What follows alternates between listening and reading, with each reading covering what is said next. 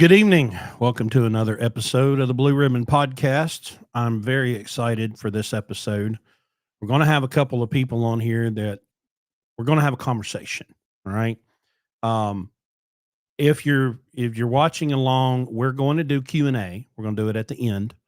But first, we're just going to talk about our perspectives. We're going to talk about our history, how we got here, and I want this episode to be something that you can look at and go, okay, there's a person that knows what they're doing, can speak with authority from experience about what they're doing and how they're doing it, so that you can hopefully repel a bunch of the nonsense and misinformation that happens in social media when it comes to the topic of carriers and brokers. Because for every person that you see complaining about carriers and brokers or leased versus authority, there's probably 10 or 20 or maybe even 100 people that are doing it well. And what you're going to see tonight are three people that want you to have the good information with which you can make better decisions. One of my favorite quotes from a famous sales guy, Zig Ziglar, said, "You cannot change anyone's mind, but you can give them better information with which to make a different decision." So that's what we're going to do. I'm going to bring in Anique and Francisco. So Francisco is a carrier and has a brokerage. Anique is a broker. If you've followed any of them on, especially Anique, she has a lot of presence on TikTok. That's how we met. Mhm. Um, and so the people that I follow, um, I try to associate with myself with people that are putting out information um, based on their experience. Saying this is what I see as a broker. I can say this is what I see as being having a fleet lease to a carrier. Francisco can talk about what it's like being having a trucking company and a brokerage and dealing with customers. And the customer, in my opinion, is the one that always gets left out of this conversation. We never talk about the customer. We're screaming at each other about carriers and brokers and transparency um, but what about the customers? What about the people that without them, without the market giving us loads to haul, we completely leave them out of the equation. So, Francisco, I'd like you to go first. Just kind of introduce yourself. Give us 2 or 3 minutes on how you got here, and then we'll go from there. Yeah, well, I appreciate it. Thank you, Chris. Yeah, well, let's see.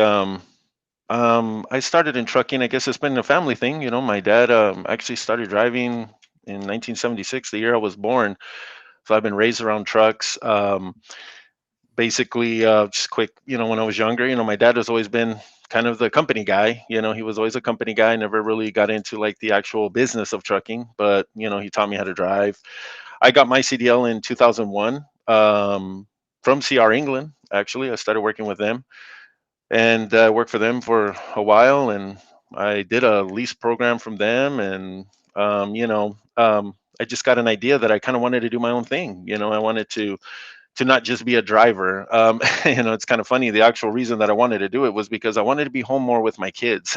And my dad was always gone, and it was kind of like an idea, like, hey, if I could do this, maybe be the guy who's sitting behind the desk, might be, a lot better, instead of being out there on the road. But you know, and that was kind of where my idea started to kind of become, how does it work behind the scenes, and so I started with the lease program with them.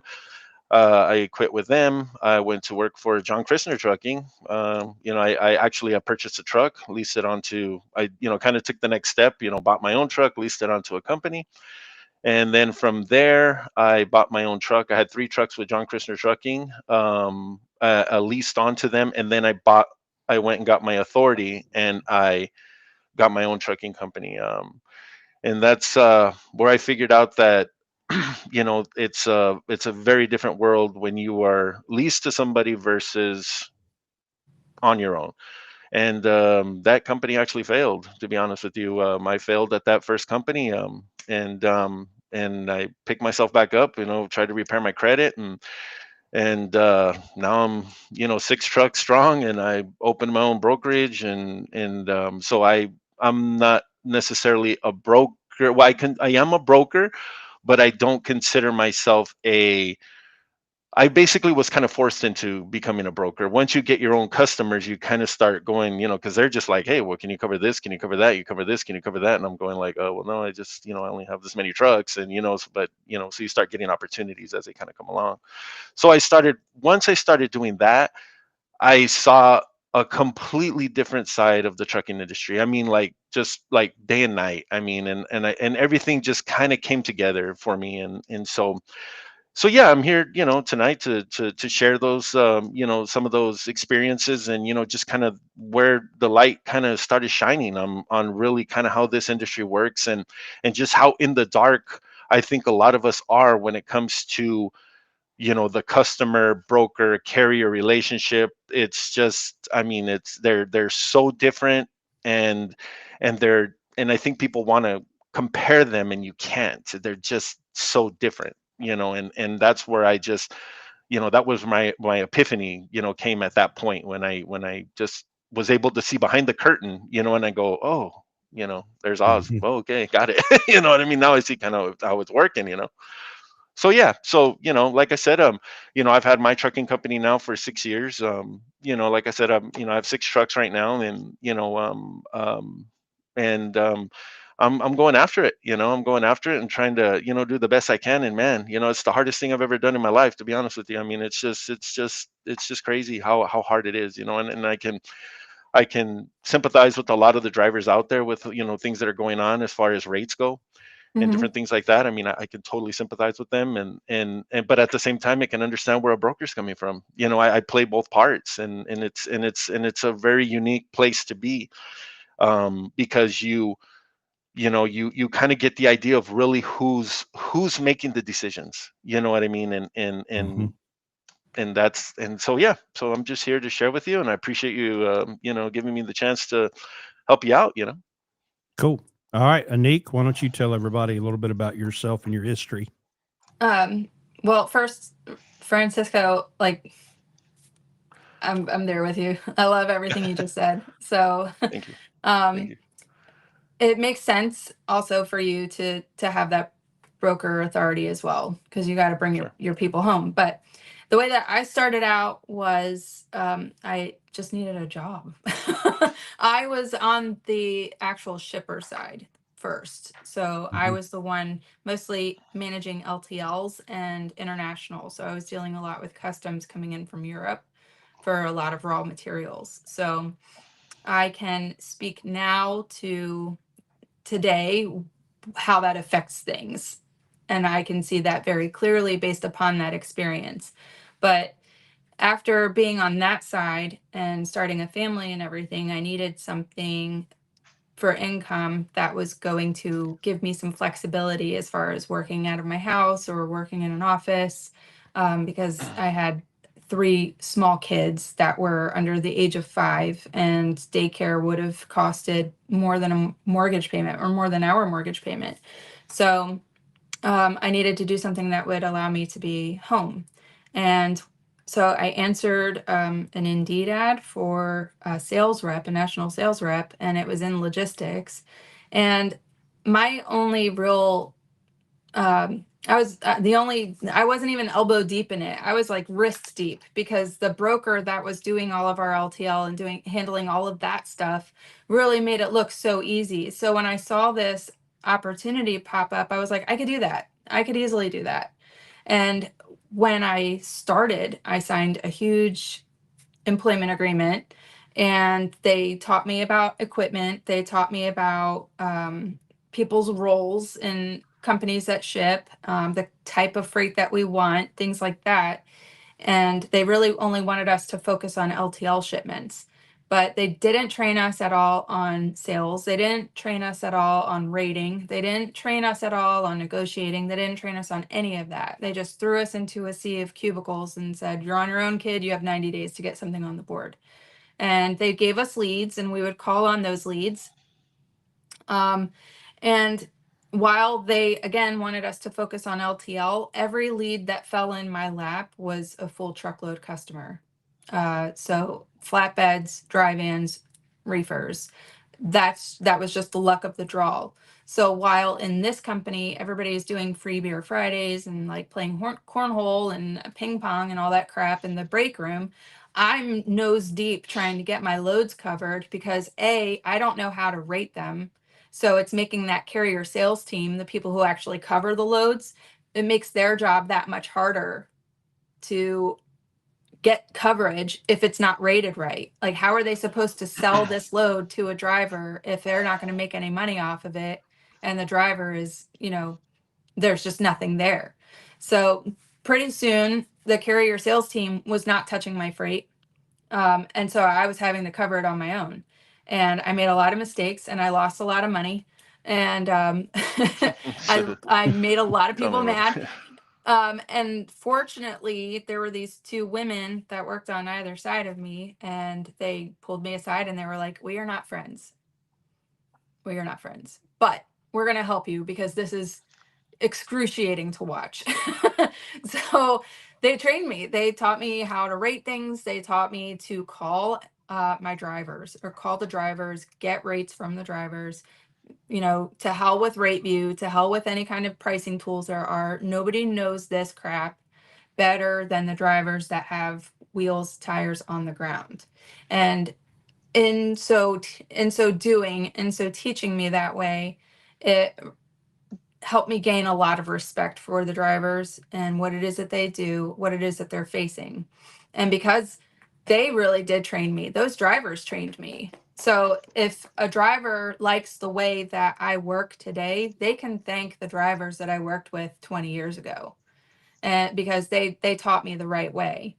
And that has created a rapport, or helped me create a rapport with the customers that I talk to, in order to explain to them why my rate might be like that much higher than everybody else's. It's because I know what's going on. I know that there's a storm, a snowstorm happening in the place that you want this to deliver. Or even though it's always been this amount for this long, now I-40 is wiped out and they got to go around. So that's why that rate is that much higher. And because of that, I get the trust from my customers and I can rate things accordingly. Drivers make money, I make money, and my customers are happy. But this is the way that I do things, is forged in fire or forged by fire. It's a lot of trial and error. I made a lot of mistakes, and I'm incredibly transparent about that because, I mean, some other people have to learn through this as well, so that they're not just thinking that they're going to show up, work as a broker, do it for 4 hours a day, and then go off on a beach vacay. I'm monitoring a pickup right now while we're live. I am watching my computer right now to make sure that we're loaded and rolling. So if you're legitimate about it and you're serious about it and you're a professional, then you have no real hours. They are when your customer needs you, and they are when your driver needs you as well. So that's the meat and potatoes of my experience. So the professional part, right? So how this episode got started Mhm. was I made a TikTok post where I Okay. said I wanted to have a conversation with a carrier and a broker. Now, this video was 3 minutes long. The average watch time was like 30 seconds. About 4% of the people that watched the video watched the whole thing. Mhm. Well, twice I put my email address on the screen, and I got 4 emails, and only one of them from the guy on the screen had his name, his MC, the name of his company, and his phone number. Like, Mhm. it immediately set him apart. Now, am I saying that the other 3 or 4 people are terrible people and they're awful and bad? No. Yeah. But what I'm saying is he jumped out at me as someone who's taking being in business seriously. I operate in the Landstar system, which is a microcosm of the larger market. And we see a lot of the same complaints about agents that you see about brokers in the open market. Mhm. Well, and then someone will come along and say, well, Landstar's the problem, just like they say the brokers are the problem. And I'm like, that can't be true. Right. Because if Landstar was the fundamental problem, if Landstar was the root of every one of your issues, then I would have that times 8 because I have 8 trucks, right? If Landstar truly was the problem that you're facing, well, I would have that problem times 8, but I don't have that problem. I saw a lady had I don't know if she was a broker or what, but she was talking about drivers being upset that someone calls and asks them for an ETA.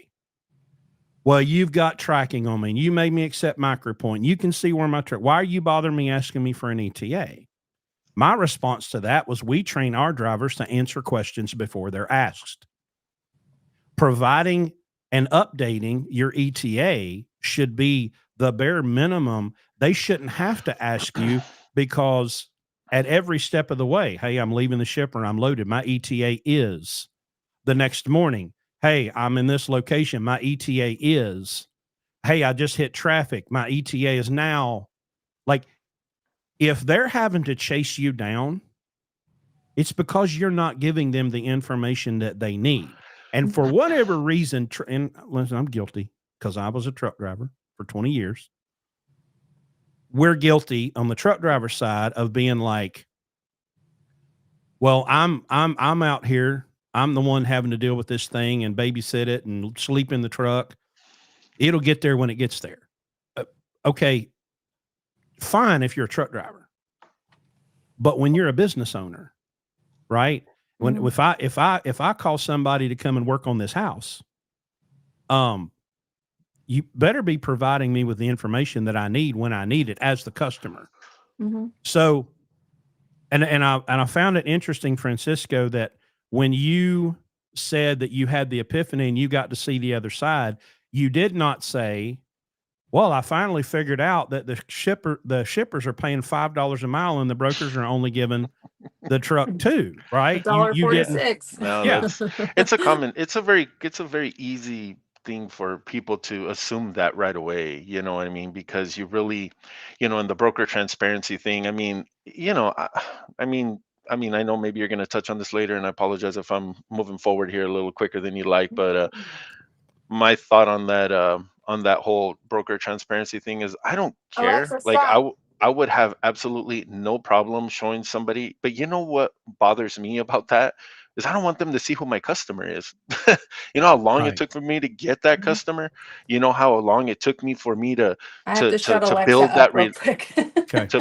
to build that relationship to that's the part that, because I Alexa, mean, stop. just as it is, even in my contract states that, hey, you're not allowed to solicit my customer, for 2 years after hauling your last load with me. You know what I'm saying? And I've had my customers call me and go, hey, I'm getting this phone call from this guy. Like, well, did you give somebody a load, like, or X company? And I'm like, yeah, oh yeah, they ran a load. They took your load going over here.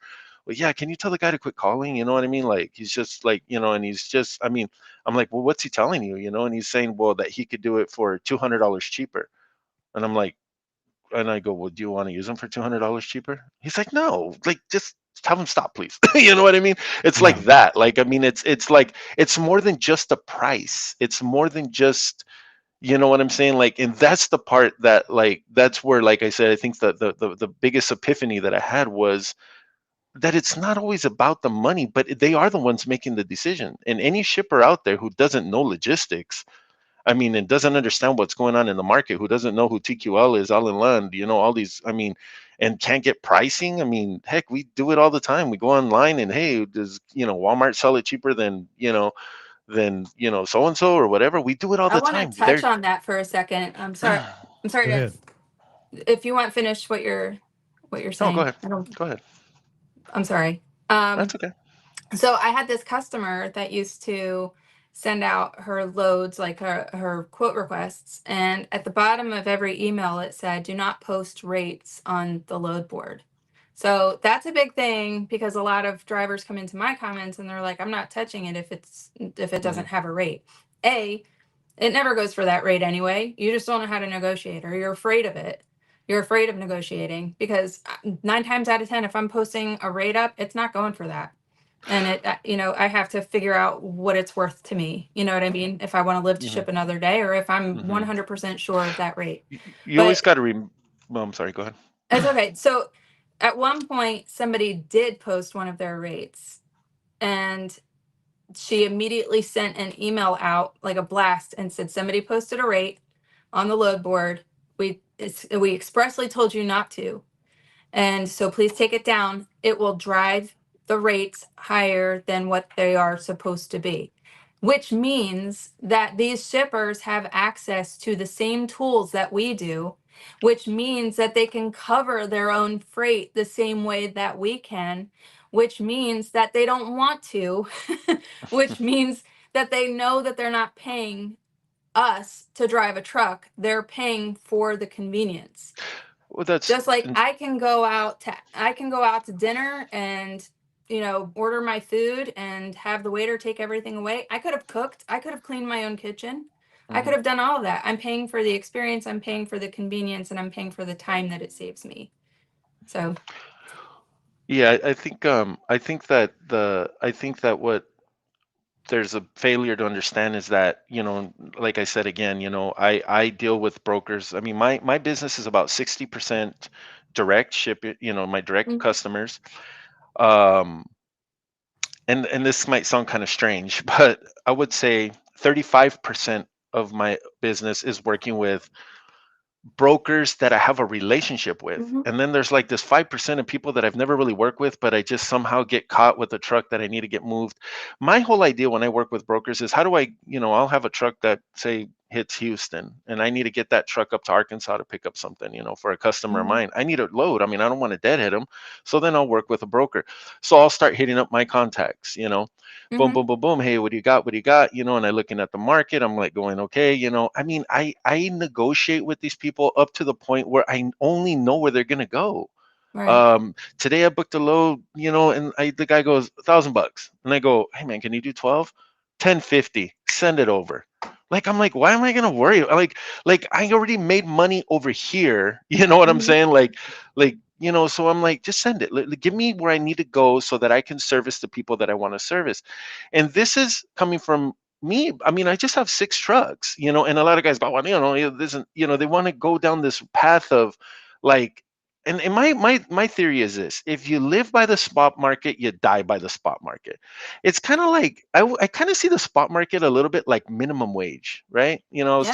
I was having a conversation with my mom and my stepdad. We get into these really heated debates, at home. It's crazy, but and he tells me, minimum wage is not meant for you to stay at minimum wage. You know No, what I'm saying? it's a And that's starting the way I point. see spot market. Spot market is not for you to just stay there. Like it's just, Mm-mm. hey, you know what? This guy might need some help. And that's very influenced by supply and demand, even though customers also are influenced by supply and demand, but it's not so extreme. It's like feast or fathom, feast or fathom, feast or fathom. That's what it seems like. The spot market's up, it's down, it's up, it's down, and I don't Mhm, think that I mean, as a carrier, you're meant to be there, just there. You know what I'm saying? mhm, Um, a real quick story. I had a broker, or I had a friend of mine. She tells me, "Hey, so and so's interviewing for a broker." I'm like, "What?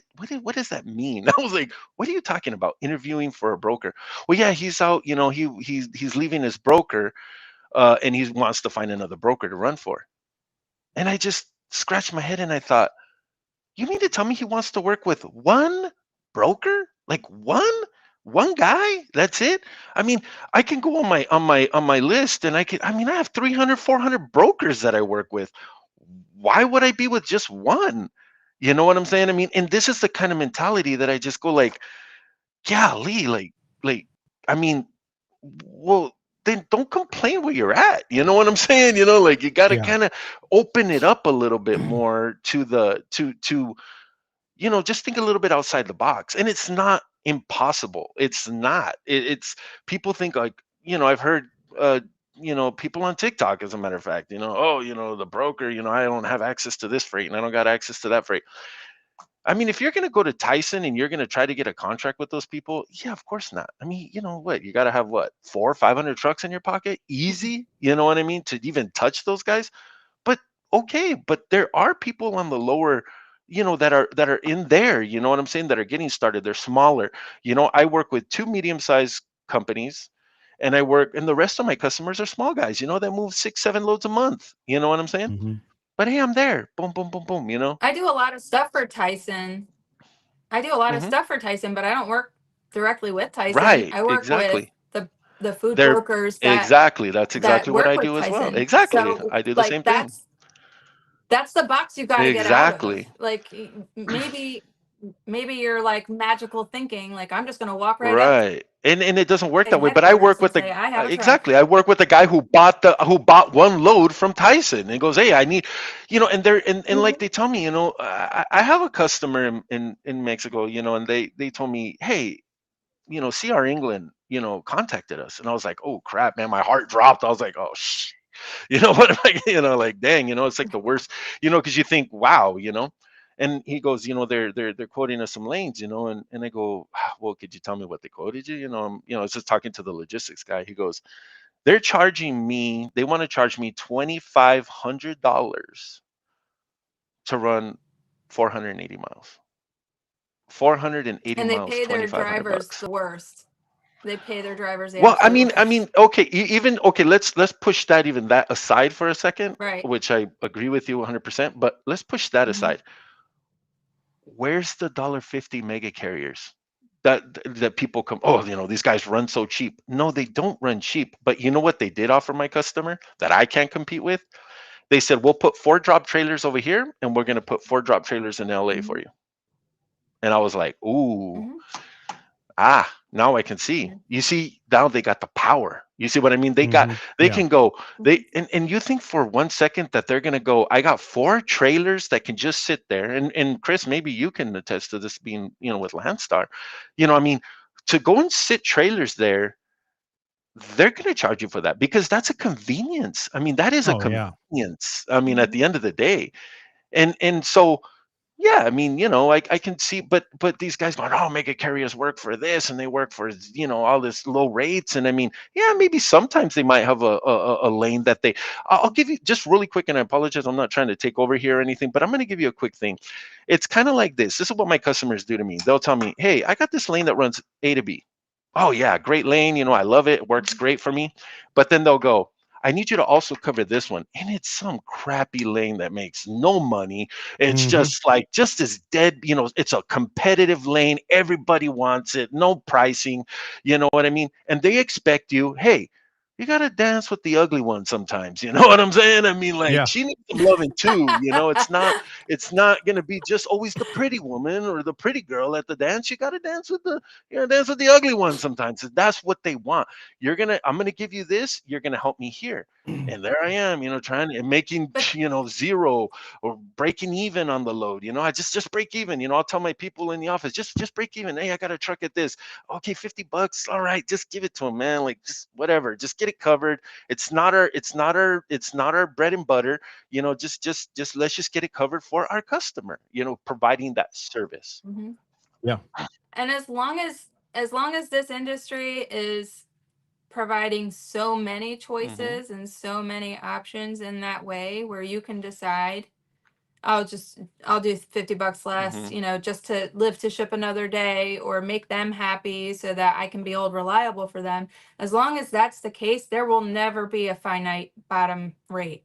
There will never Right. be because everybody gets to decide what it's worth to Hmm. them. That's what people are not understanding about rates is it's not about the worth or I'm sorry, it's not about the value, it's not about a set amount, it's about what it's worth.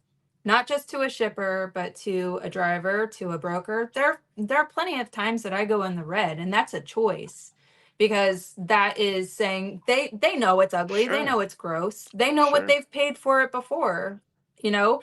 And so if I'm sitting there like, yeah, fine, I've got I know that I know my wheels will be oiled so later. I drove for Schneider as a company driver, 2006, 2007. We got beat. And And so, before podcasting and iPhones and all this stuff, and they used to hand out these cassette tapes, and it was professionally done in like a studio, and they would give updates about safety and stuff. And so I'm listening to this. It's 06 probably. And they interviewed this girl whose job it was to look where Schneider trucks were that had just got done with one of their massive customers, Procter & Gamble or Georgia Pacific or whatever, and say, okay, we've got a truck sitting here and it's got to go back to over here.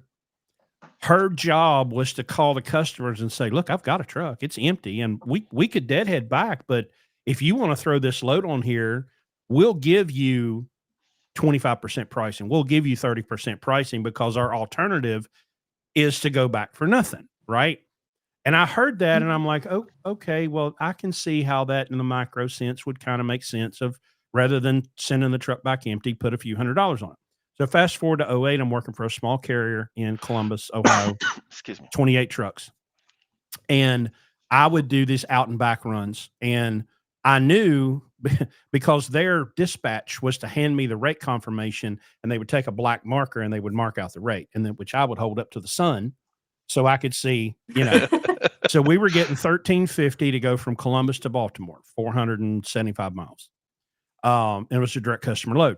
Then I picked up some load and I come back. Well, I ended up hurting my back and I had to go into the office for 2 weeks to do light duty. And part of my light duty was filing rate cons.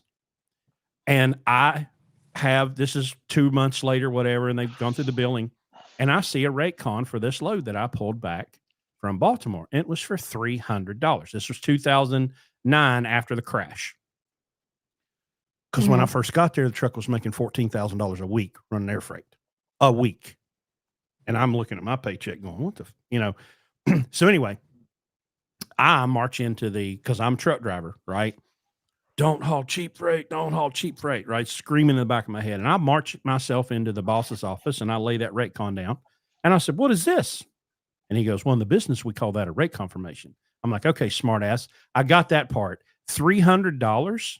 You moved a truck 475 miles for $300. And he went, yeah. He said, all right, well, smart guy. What'd you get going out there? And I said, $13.50. He said, okay. So you went out, you came back for $16.50. And I said, yeah. And he goes, well, and he goes, okay, well, how much is that? And I went, 900, And he's like, well, this is our cost and this is what we made. Would you rather come back empty? Because I'm paying you either way. And I went, damn, I don't like when I'm not right. It was such a shock to me. And it went back to driving to Tennessee to go to truck driving school in 1997. I stopped at my uncle's house. It was a 40-year truck driver. And he told me that day, he said, 2 pieces of advice. You can go down the hill 1,000 times too slow and once too fast. And I'm like, check. And he said, it's not what you make per mile, it's what you make per week. Because in the late 90s, JB Hunt and some other big carriers started jacking. They kind of preemptively raised driver wages. I was at 23. They were paying 30, 31, 32. He's like, okay, you're getting 23 cents. You run 3,000 miles, you make $690. You go to JB Hunt or whoever at 30 and run 2,000 miles, you just lost $90. So 20 years later, it comes back. It's not what you make a mile, it's what you make a week. If you're focused on getting your revenue numbers where they need to be, the rate per mile works itself out, and that's our whole strategy. So you were talking about the drop trailer thing. A lot of people at Landstar, probably rightfully so, have a lot to say about the trailer pool, right? And when we were at their BCO Appreciation Days event, a dude got up there and said, look, we know that a bunch of the trailers suck and we're buying this new equipment. We're doing this, that, and the other. Because somebody will drop a trailer with an ABS light on and a blown tire, not tell anybody, and they haul ass, and then you're left with their mess. I'm going to go buy my own trailer. Okay, well, good luck. Because all that direct customer freight that's dropping hook is premium rates. It's $3.25, it's $3.50, it's $4 for general dry van freight. because they're able to go in there at a premium and drop 15 or 20 or 25 trailers. So I have a guy, my only door swinger in my fleet left from the first week of May to this week has averaged $8,318.91 per week, every week at Landstar, mainly doing drop and hook. And now he's developed those relationships. Right. I see the same agent codes every week. You know, he knows who to call and where they've got it. And so the dude is killing it. And Chris, Go can I ahead. ask you a quick question? I apologize. And like we've discussed, I'm not. I mean, I don't know much about Landstar, and I'm like I said, I do apologize. But because if what you're saying as far as like that, I mean, that's great money. I mean, I gotta say that's really good money as a carrier to be making those type of, is that results may vary? Is that typical?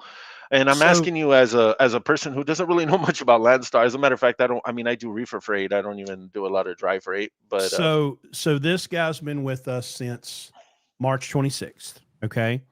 He was a former BCO, so he had some experience. I dispatched for him for a couple of weeks just to make sure he had our procedures and stuff down. And I said, are you ready? And he was like, yeah, I'm ready. And brother, was he ever? And he just starts banging them off week after week after week after week. He's run a ton of miles. There's no question about that. He does not, there's no grass that grows under him. He is sure 90 mile an hour with his hair on fire. So it would be typical for me, left door closed, mouth shut, foot on the gas. Right. So could somebody come off the street and do what he's done? Not immediately, but I could work him up to it. But he's great with the customers. He's great with communication. He's great with trip planning. So this is kind of taking him under your wing, kind of a thing. Yeah. So he's in our program. All right. And he's the only one so far of former BCOs, because they come in with a chip on their shoulder, right? And they think they know everything. And so generally they struggle. If Larry had a hard and fast policy. We got screwed so many times by former BCOs that would say, oh yeah, man, I just need a break. I've seen the error of my ways. I lost my truck, whatever. One guy, his truck was literally being repossessed while we were interviewing him. We brought him to West Virginia, put him in a hotel for 3 days, did orientation with him, bought every meal. He hauls one load, takes the truck to Wisconsin and abandons it at the TA. And I had to go pick it up. Wow. But anyway, that's rabbit trail. I think that the difference though, I'm sorry. I think that the difference though is Chris, and I've known Chris for a while. I've sat with him and Larry in person, all of it. We've had a lot of really good conversations. So I think that the difference between what Chris does with his drivers at Landstar is he actually educates them to be business people. And actually educates them to like know their numbers and not just drive a truck, but know how to talk to people. Because every single thing that you guys have talked about, every aspect of this is sales. Your customer service is sales. The name on the side of that trailer that's dropped outside of a facility, that's a free billboard. That's all sales. So a lot of drivers come into this industry wanting to work and not knowing about all of that. I've had drivers try to become brokers, try to come and work underneath me, but they come as drivers and they don't come as salespeople. They don't come as, and they really do think that, well, I'm just going to approach them not as a broker. I'm going to approach them as a driver. I'm different from everybody else. Yeah, but that meant that you showed up at their office without your business cards in flip-flops, asking them for a pen and a piece of paper to write your number down. You know what I mean? Like that's not right. what they want. Even then, and I apologize, I'm not trying to interrupt you, but just the other day, Chris, when we were speaking, well, actually, remember I told you I had to deliver a load over there, and was in Dallas. I had a driver. Anyway, just covering, trying to keep my head above water, and I went into the facility where I delivered, and I saw these trucks that were backing up, and they were, like they were getting loaded, So I Mhm. walked in there and I asked the guy, I go, hey, I go, do you guys have any? I gotta get my truck up to the Houston area. I said, do you guys, or down to the Houston area. Do you guys have anything that goes like here, just something local, just something I could run for you guys? Mhm. He's like, you know what, man? I don't know. Hold on a second. So he calls this guy. This guy comes down, the elevator. They kind of stand me there, and then he comes out. He's like, hey, how's it going, man? I was like, hey, I'm just looking, for a load. He's like, what, like, are you delivering here? I go, yeah, I deliver for these. This is my customer. You guys buy from them all the time. Oh, really? He's like, oh, okay, cool. He's like, I tell you what, here's my card. Send me an email.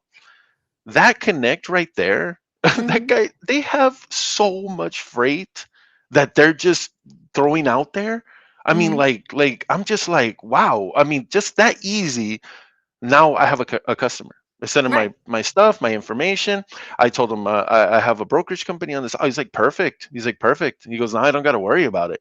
He goes, Yeah. he goes, and the thing is, sometimes I don't know if this has happened or whatever, but helped me is the fact that I can go, hey, you know what? If I can't cover your load with my truck, I'll get you a truck.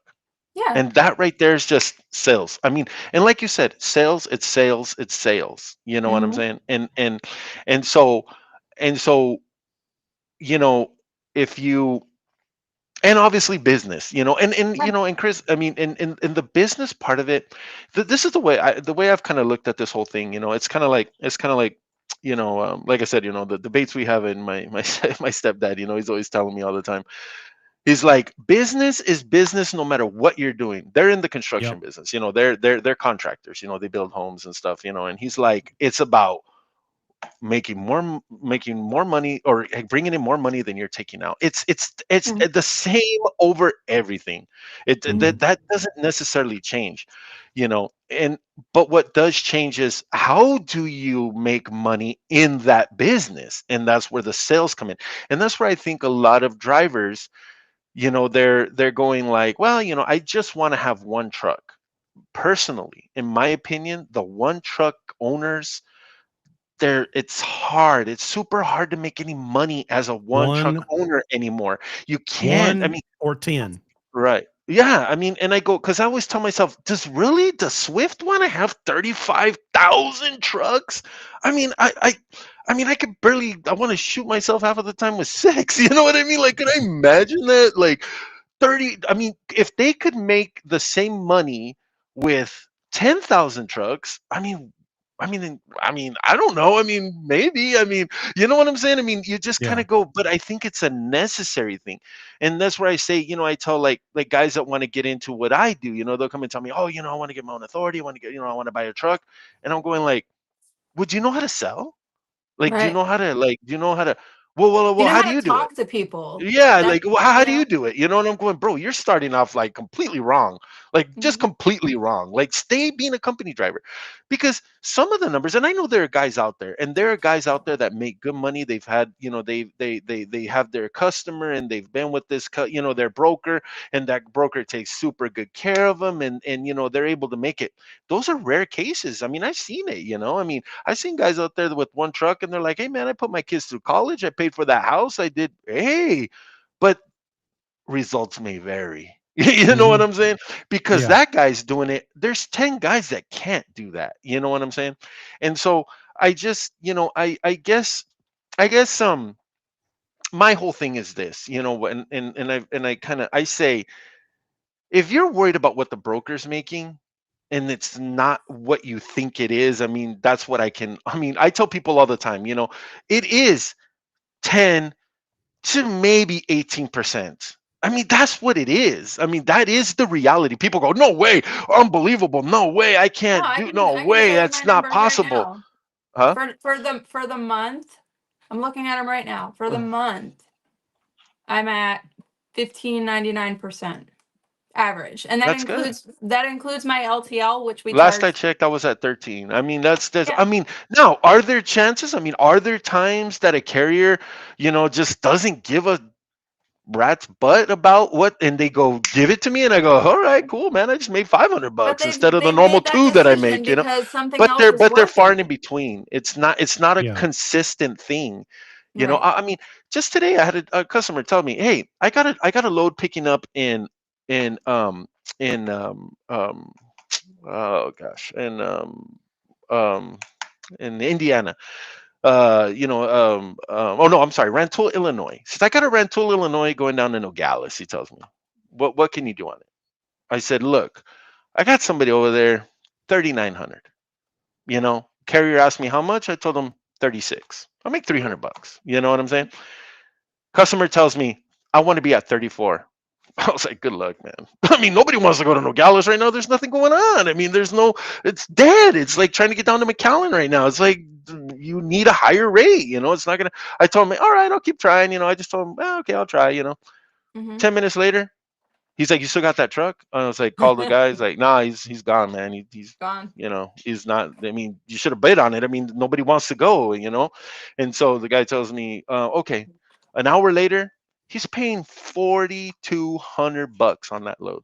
He cannot get it covered. No. That proves to me right there when people go, I'm not going to take it. But see, they're forced not to take it because they know if they take it, they're going to get stuck without a load. You But know what I'm saying? that's But what. that proves the point that if the carrier says no, we're not going to move it, Right. then prices have to go up. But it also proves the point that a good broker is usually not going to go for the cheapest one.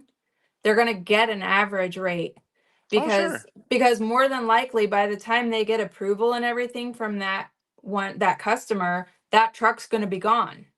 Oh, So yeah, they go. I'm not going to rate things at the very, very cheapest end of it because he's Sure. given that rate to everybody, and because he needs to bust a move. So by the Mhm. time that customer comes back and says, take it, grab it, let's go, he's already Right. gone with something else. And then I got to go with the more expensive option and I'm probably going to eat it. Sure. So Oh, yeah, definitely. the smart And, you thing know, for me to do is to rate it at that average of what somebody would want for it instead of the cheaper. And if I make a little bit of money because of that, then great. I could always kick it back to them a little bit and say, right, hey, you know what? I got it for this. So here. right. And I Well, have you done know, that.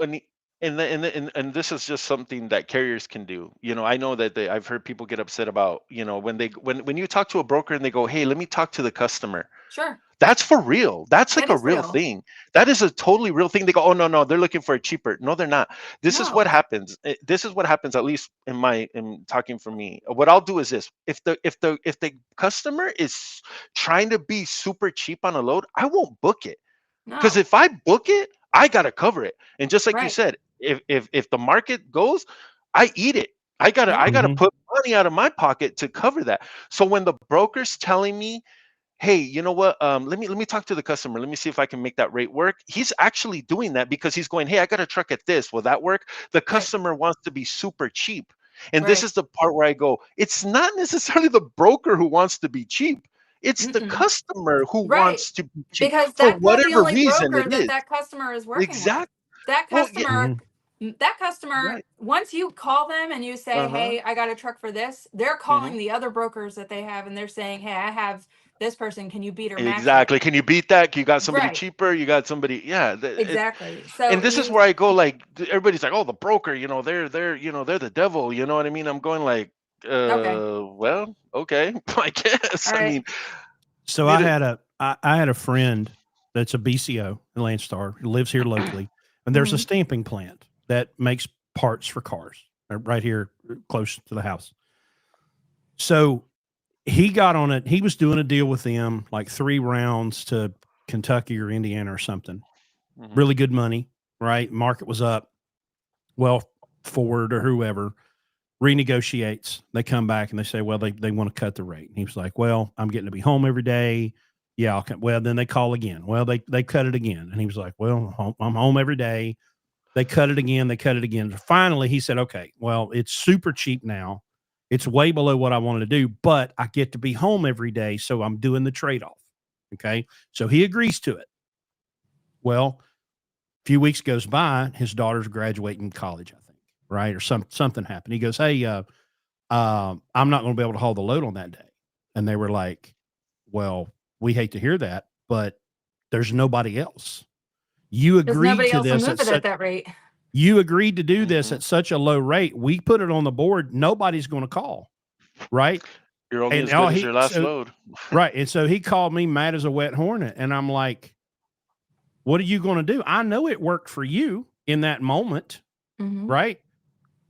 But now you have overextended yourself, and you've put yourself in this position where you're the only fool on the planet that's going to move that load for them.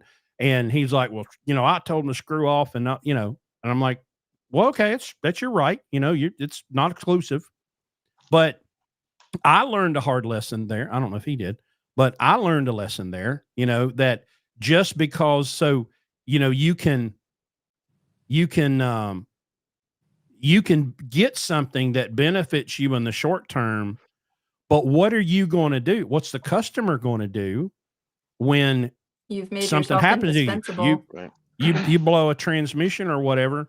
I had the same customer for 7 years, right? And I worked so hard to cover that. If I had to be off, I would go try to find another BCO to cover it. I had that relationship enough to this day. They'll call me. They had a problem. Somebody dropped a dirty trailer, and he called me. He's like, "Can you do anything about it?" And I'm like, "Yeah."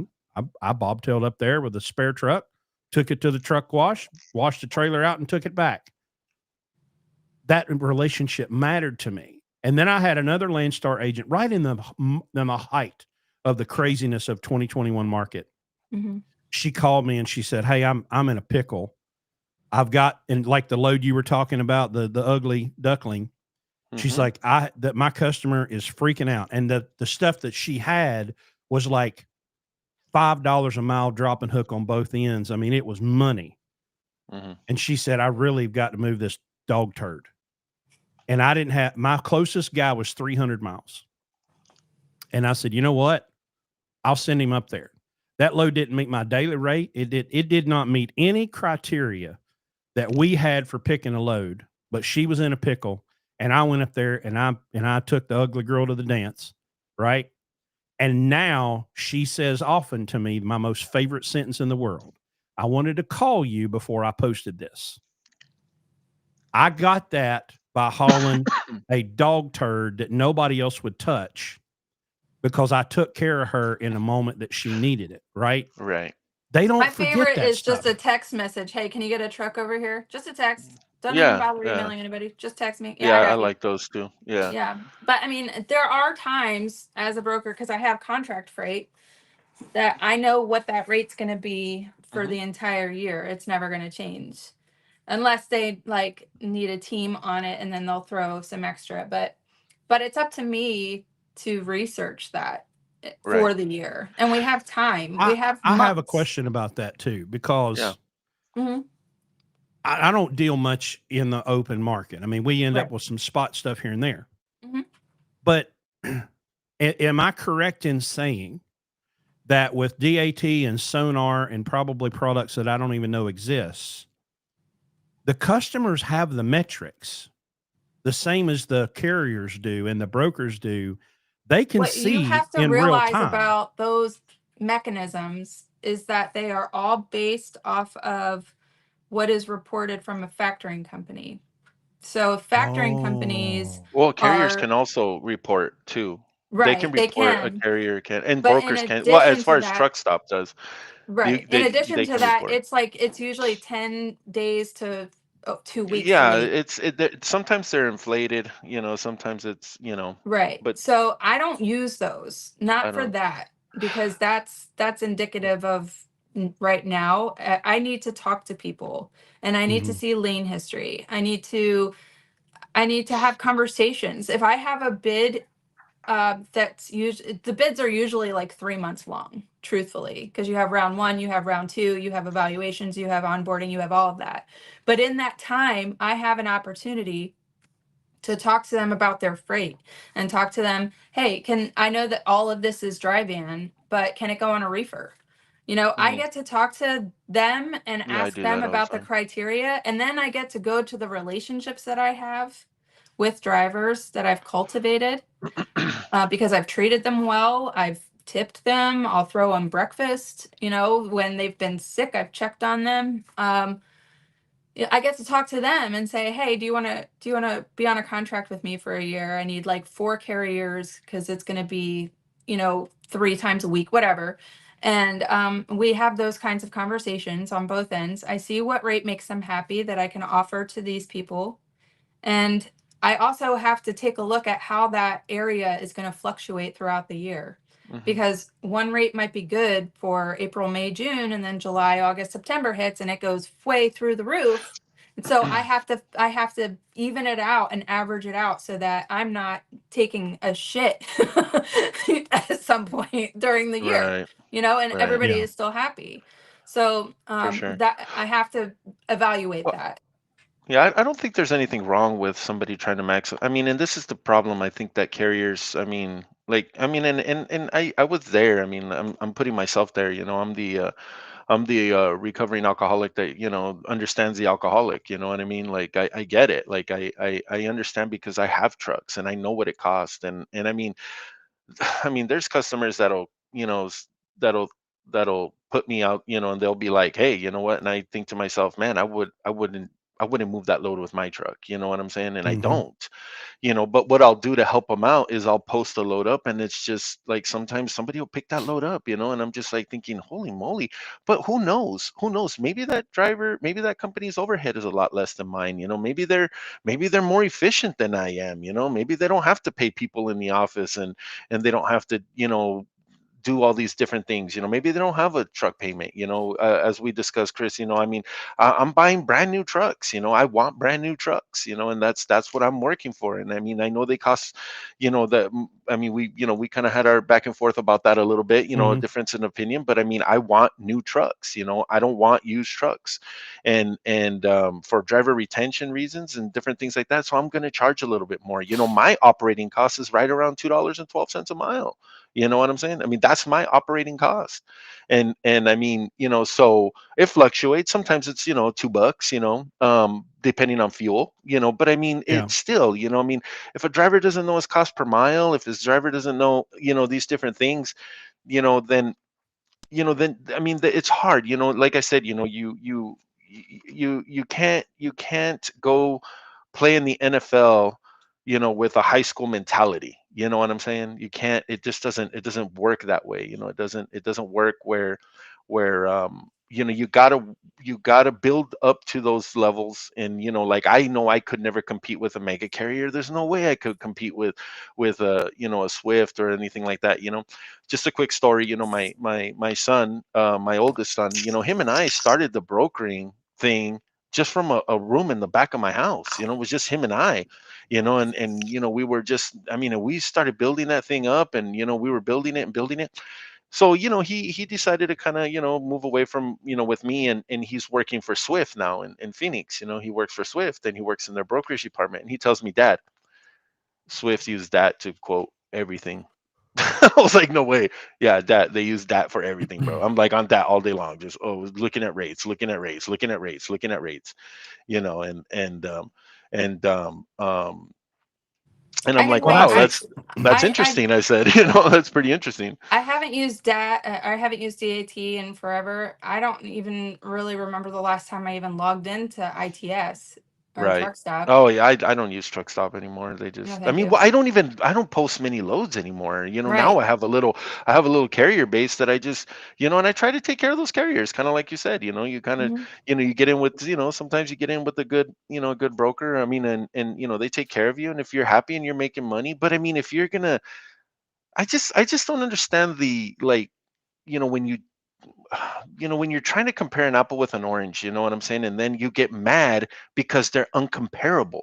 You know Right. what I Right. mean? Like that's the part that I just kind of scratch my head and I go, "Oh no, man. Well, you're taking $1,000 off that load. Really? I'm taking, bro. I'm making $200. I'm making two Where? hundred dollars on this load. If that's the difference between you being in business and being out of business, $200, there's a problem. Like there's Right. something wrong. Right. Now, is the market right now tough? Yes, it's tough, man. It's tough out there because I mean, look, I had two trucks that went into Florida, loaded in Jacksonville. Hmm. I hit up TQL. Hey, I'll throw TQL under the bus here, but I said, I hit up TQL. I was like, hey, I got, I'm interested in this load, and he sends me a list. a list of loads. He has like 5 of the same load loading at the same facility, going to different Walmarts in the Alabama and Mississippi area. Mm-hmm. I told him, I go, I got 2 trucks, so I could cover 2 of those loads for you. Really? I go, yeah, I could cover 2. You think you can do? You think he was paying $1 a mile? To Okay, go to Florida?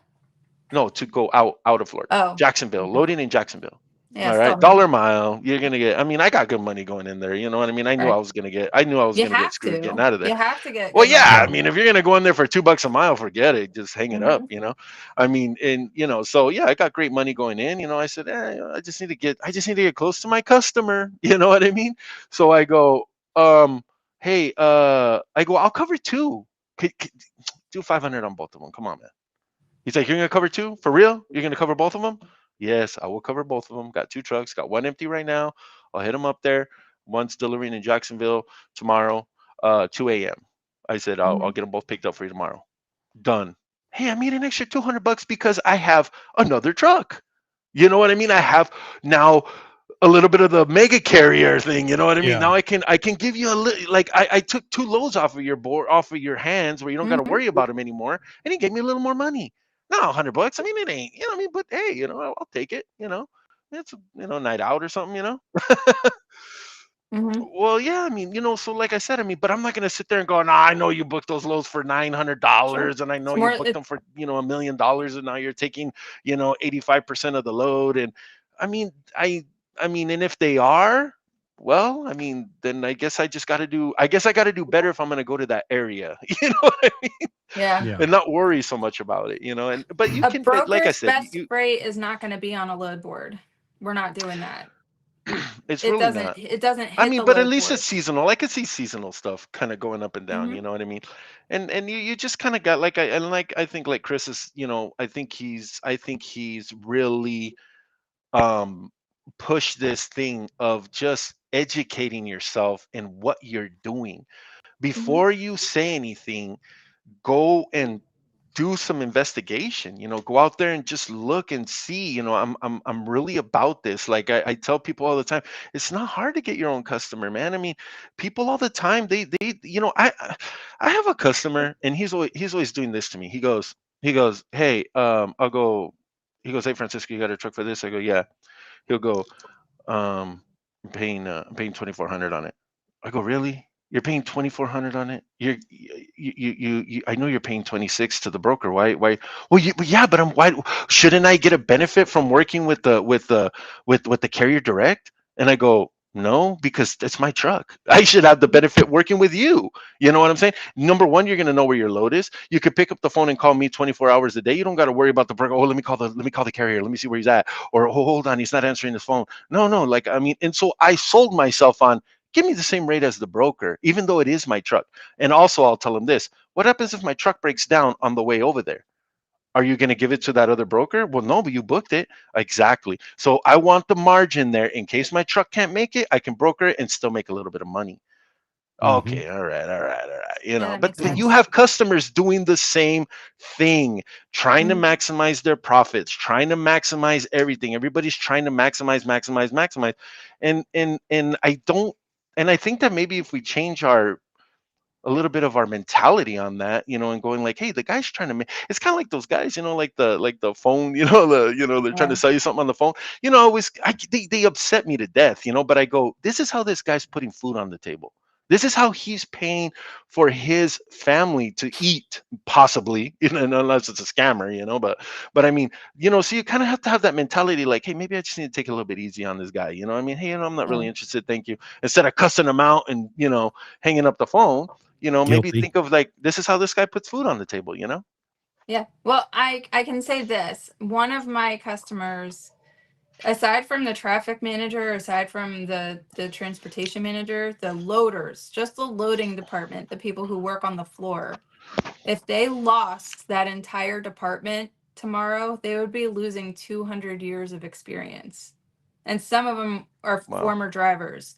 So if you think that some little broker, just because I'm cute and I have a nice smile and I have a really great way of saying things, if you think that that is going to be enough to convince 200 years of experience to pay $500 more when they know, you also probably think the stripper likes you. Because Right. Well, Anique, I've been relying on my looks for years, so now you're really putting, I can you're see really why you're bursting my bubble successful, here, man. Francisco. Yeah. I can So see it's why not you've my come looks so then. far. Gee whiz, man. Sheesh. People been lying to me, man. Like I said, Landstar is this microcosm of the market, and there's always complaints every day, and it never goes away. I can't believe they've posted a load on the board and it's covered, right? And I'm like, guys, that load board is just an advertisement. That's all it is. There's nothing binding there. And so if I'm sitting here, I don't book bring loads these days, but when I did, I would call and I would say, hey, do you have that load available? Oh, no, sorry, it's covered. Okay, thank you. Have a nice day. And I move on with my life. Like, I've not been personally injured because I called on a load that was covered. And Landstar's got this new app they put out a couple years ago where you can sort the loads by age. Y'all, if it's been on the board for 117 days, not a rocket scientist, but I'm going to think maybe I'm not going to call on this load that's been there for 3 weeks. Right. But they don't want to take the time to really understand how it works.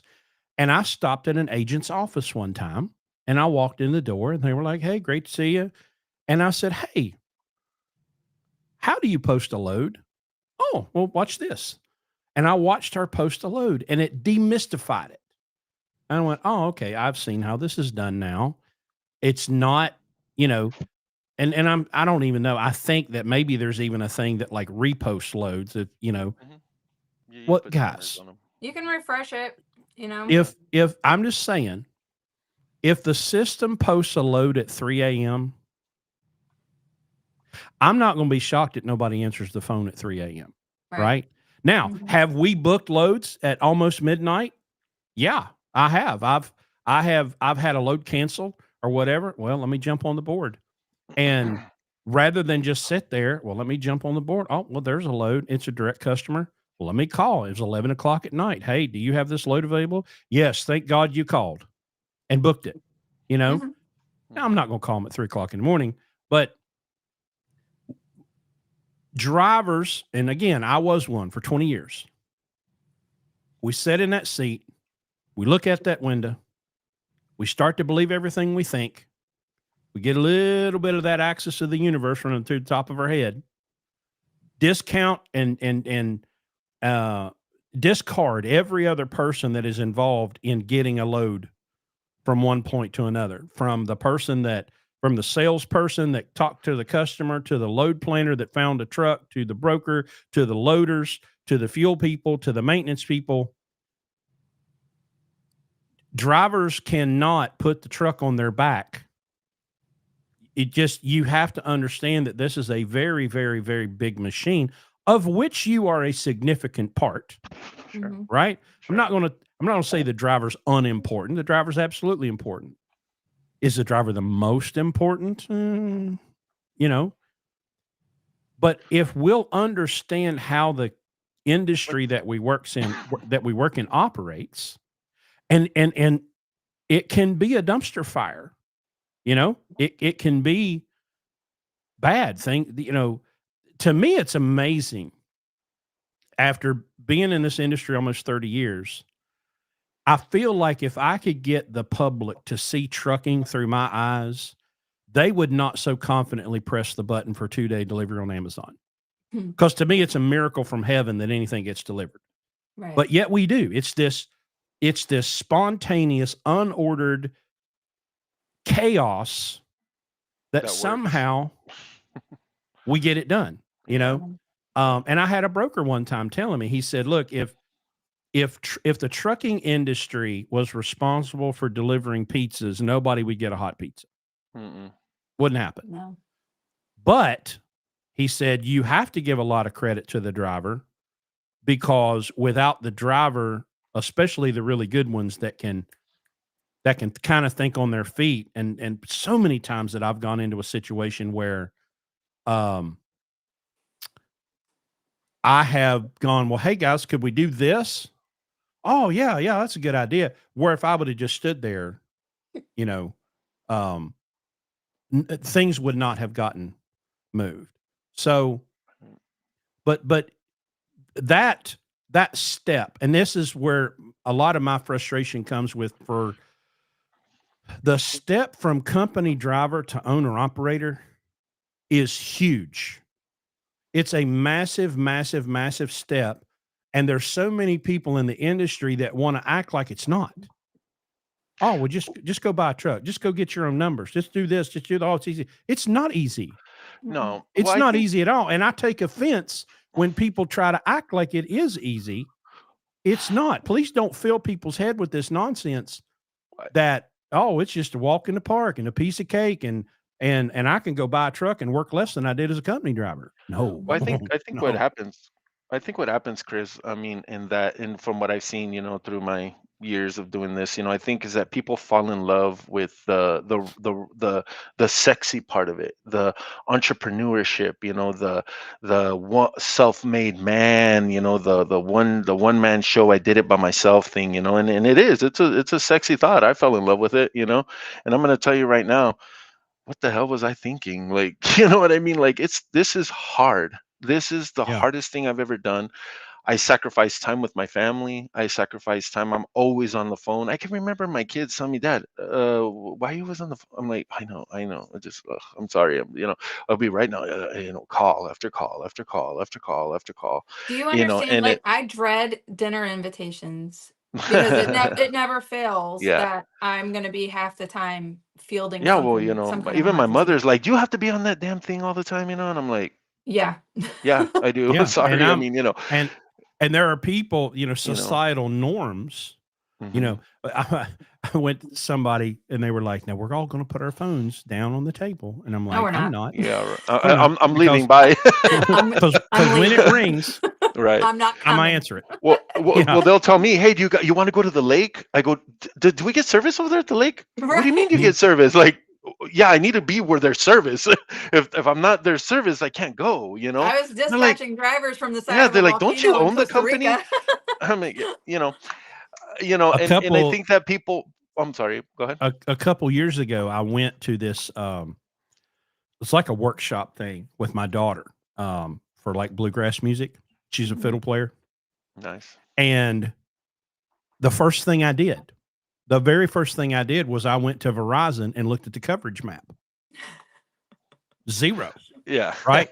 And so I told the fleet, I'm like, guys, I'm going to be in the dark for a week. I'm not going to, from Sunday night to Saturday morning, I'm not going to be reachable. So, if you're on fire or something, call Larry. Fortunately, I got there and they had amazing Wi-Fi, so I wasn't completely out of the loop. But I'll tell you this, it was kind of nice being like up in the mountains, isolated area. Nobody could find you. That was, and that's probably the only time in the last 7 years that I have not been 24/7, 365 reachable. I would have a panic Uh, attack. oh yeah, it's crazy. And that's another thing, there's a lot of people, they want to go undo the Motor Carrier Act of 1980. Mhm. And they've assigned the Motor Carrier Act of 1980 as the devil that has produced all of their problems. Okay, well, about 90% of what we do today would be illegal under the before the Motor Carrier Act of 1980, right? I couldn't do what I do. Francisco couldn't do what he does. You couldn't do what you do if the Motor Carrier Act of 1980 was taken Mhm. away. And they say, oh, well, in 1980, drivers made X. And so today in 2025, I should also make X. Mhm. And I'm like, I don't think a bunch of y'all could get out of the parking lot with a 1980 model truck. No cell phones, no interstates. Y'all, the interstate system was not done yet. And you had a Right. 300 horsepower diesel on spring ride with no Jake brake. Right. I'm sorry, I'm not going to equate the work that a driver did 45 years ago to what a driver is doing today. Is Mhm. trucking still stressful? Yes. Is it still difficult? Yes. Does it have a sacrifice built into it? Yes. But Well, 1997, when I started, wasn't even close to what it is now. So you're equating something, again, apples and oranges, that are two wildly different things, when we all know, and we've been sitting here trying to tell y'all for years, if you want to be that top 1% that makes the big money, You got to nobody's sacrifice stopping 99. you. Right. No. Nobody is stopping you. Well, It's I like don't. top 1%, but not top 1% shaped. Like, what is your behavior Right. that is Mhm. making you top Well, 1%? Because I'm not against, I think that drivers, I mean, in my opinion, I think that drivers are very underpaid, c- just with how I think they should make more money. I think that they should be able to make more money. I think we all should be able to make more money. I've been tossing this idea around in my head a lot. You know what I mean? This whole thing with the government thing. Like we talked a little bit before the show, Chris, about this. About the government thing, and the problem that I see with with some of this stuff is that the government is involved in our business. We're the most regulated sector out of everything. I mean, transportation is the most regulated sector, period. And so when you have that kind of regulation, but yet you only regulate one portion of that, I think you tend to get this disproportion on the other side. You know what I'm saying? Pricing, equipment, like I was telling you, I mean, okay, if the DOT is going to go, I have to have a DEF system on this truck, then why didn't the DOT go to the truck manufacturers and go, okay, these have to be on the truck. You have to provide the driver that purchases that truck, that spends $180,000 on that truck, the software to repair that that piece of equipment. Why couldn't they jump in on that? Why can't they jump in on, okay, you can only work so much time, you can only drive 10 hours. So when you put a limit on that, not unless you get two drivers in there, we all know how that goes. Team driving is tough. I mean, I'm not saying that tough things shouldn't be there, but I mean, if you're going to regulate how much a driver can drive, then you're basically putting a cap on how much that truck can make. Like that, Mhm. that's it. Like there is a cap on how much that truck is going to be able to make based on the market. You know what I'm saying? I mean, based on just rates in general. That's why, again, we go back to the, why does Swift have 35,000 trucks? Well, because they're making a little bit of money off of all this. When I went to go work for CR England back in 2001, my first day of orientation, they sat us down right there. The guy comes in, with his little clipboard, and, hey, how's everybody? Da, da, da, da. Starts writing down, some stuff on the board. He says, CR England profits, profit. After everything, all the overhead, this building, they built a hotel for the drivers, the school, the tires, the shops, the different, terminals, all that stuff. They make anywhere from 5 to 10 cents per mile. Clear, free and clear. 10 cents, 5 to 10 cents per mile. And everybody goes like, what? Like, what do you mean? But add that up by 17,000 trucks that are doing Mhm. 20,000 miles per month. You know what I'm saying? That's a good chunk of change. You know what I'm saying? I mean, it is a good chunk of change, but what that comes with, all that responsibility, all that liability, all that stuff that goes along with it, it's that is the reality. You are making pennies. You're making pennies, and it's turning into this thing where even my customers are doing this to me. They're going like, hey, if you could be a little more competitive on that, I'll give you an extra 4 loads, to kind of, Mhm. all right, cool. So now we're talking volume. It's like, I'm going to give you a little bit here, a little bit there, a little bit here, a little bit there, a little bit here, a little bit there, and be happy. And Well, well, I was telling you about that margin, the 15% for right. the 15.9. So yeah, that includes like a 25% for LTL. But Hmm. let's also talk about my flat fee for my contract stuff, because I am getting that volume. You know Right. what I mean? I Yeah. can get all that volume with a better rate, still Right. paying my drivers right, because I'm only taking this much because it's guaranteed for a year Right. and I know what's coming each time. You Right. know what I mean? So And that's essentially the same thing. I mean, so yeah, and you're absolutely right. I mean, we go through that. The thing is that I ran across some paperwork. I was cleaning out at my garage, and I ran across. I told you guys that I had a trucking company back. I started in 2005, and I failed around 2008 when the financial crisis. The 2008 thing happened, and You and mean you um, mean you mean when the government fixed the market? when it fixed the housing market. Yeah, there you Yeah. go. And I was looking at the rates that I was running for then. I mean, and it's pretty much the same as what I'm running for today. I mean, it's nothing. I mean, what as far as spot market, you know what I mean? It hasn't changed that much. I mean, and I I was found just like, something wow. I found something fascinating the other day because I was just thinking in my mind about cost. Because everybody says, "Well, what's it cost?" And I'm like, "Well, I can tell you Right, what my cost is, right?" And then, right. well, so Landstar has they publish a document every Tuesday, and Mhm. it's from the EIA.gov website, and it's just fuel prices, right? And it shows us what we should calculate the fuel surcharge to be. I think this week it's 44 cents, right?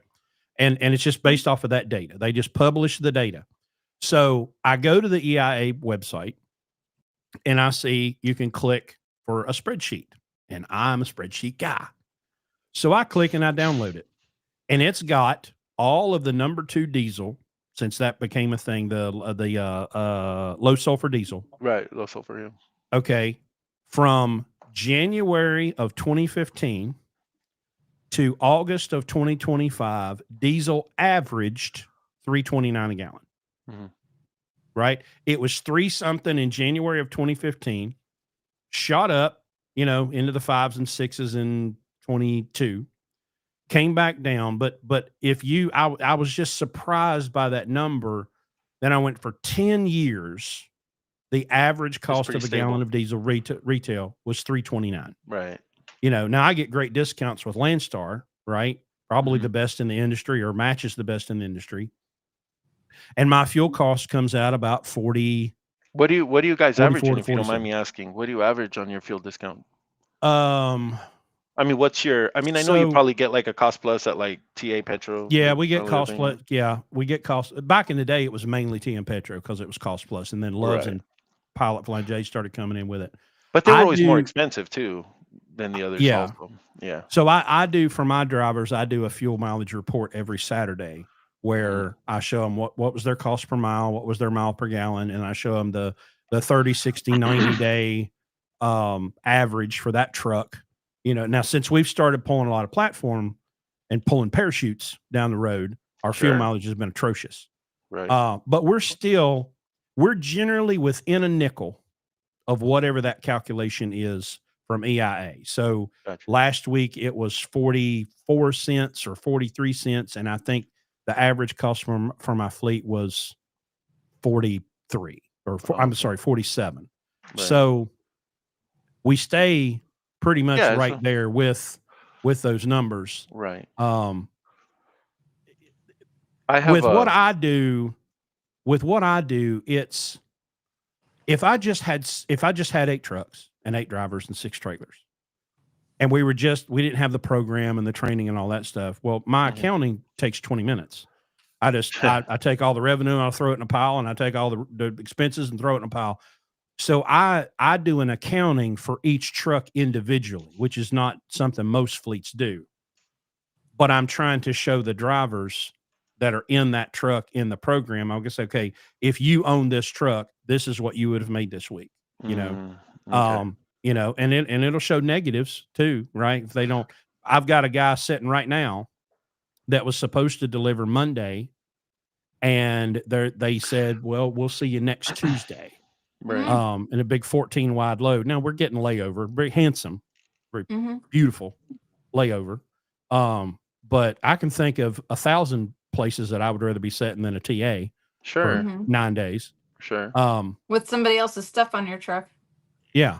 Yeah. that And you're there's 2 of responsible them. for. There's 2 of them sitting side by side. One of them's mine and one of them's another guy.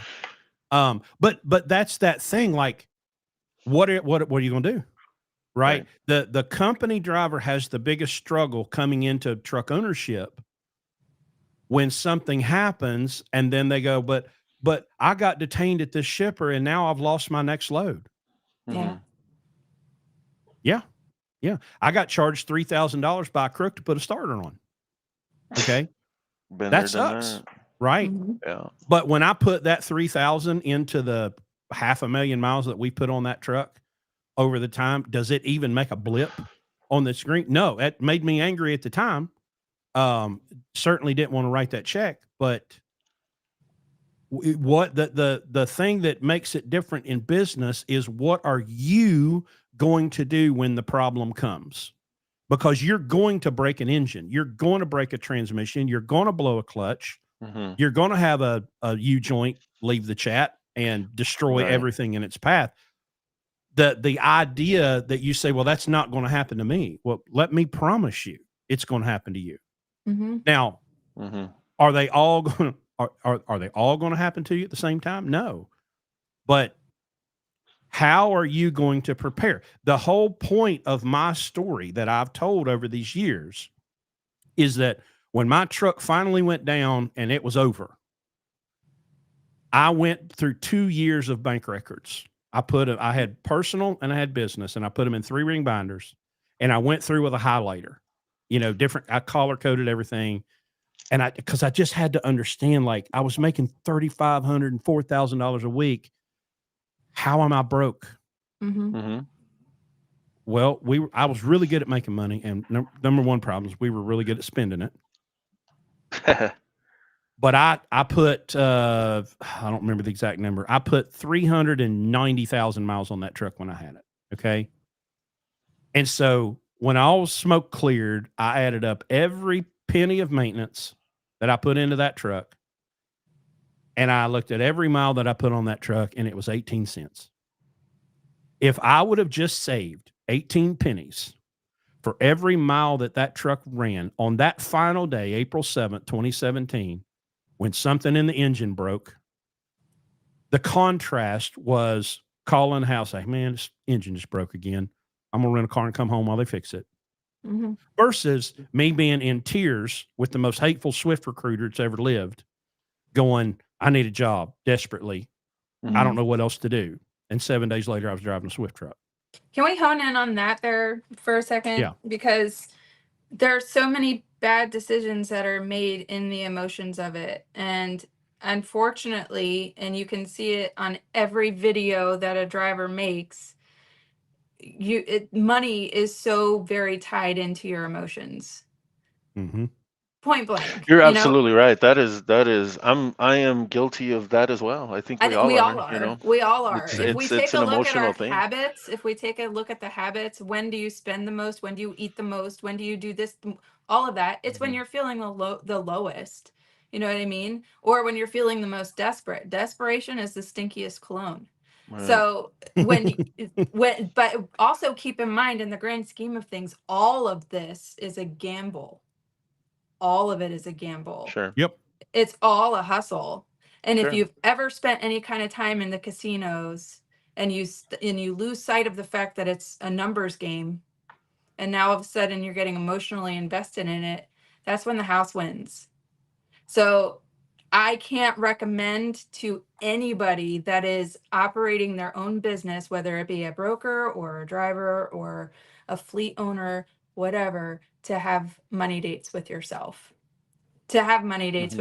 And just take a look, go through, print out all of your credit cards, all of your bank accounts, all of it, and take 5 different highlighters and take a look at your shopping, take a look at your food, take a look at all of this stuff, and see when on this day what happened. Was I arguing with my wife that day, or whatever, and what were my spending habits? If you can know yourself like that, then that will curb so much of the unnecessary crap, and it also will train you to, okay, my emotions are a little heightened here, I'm a little angry.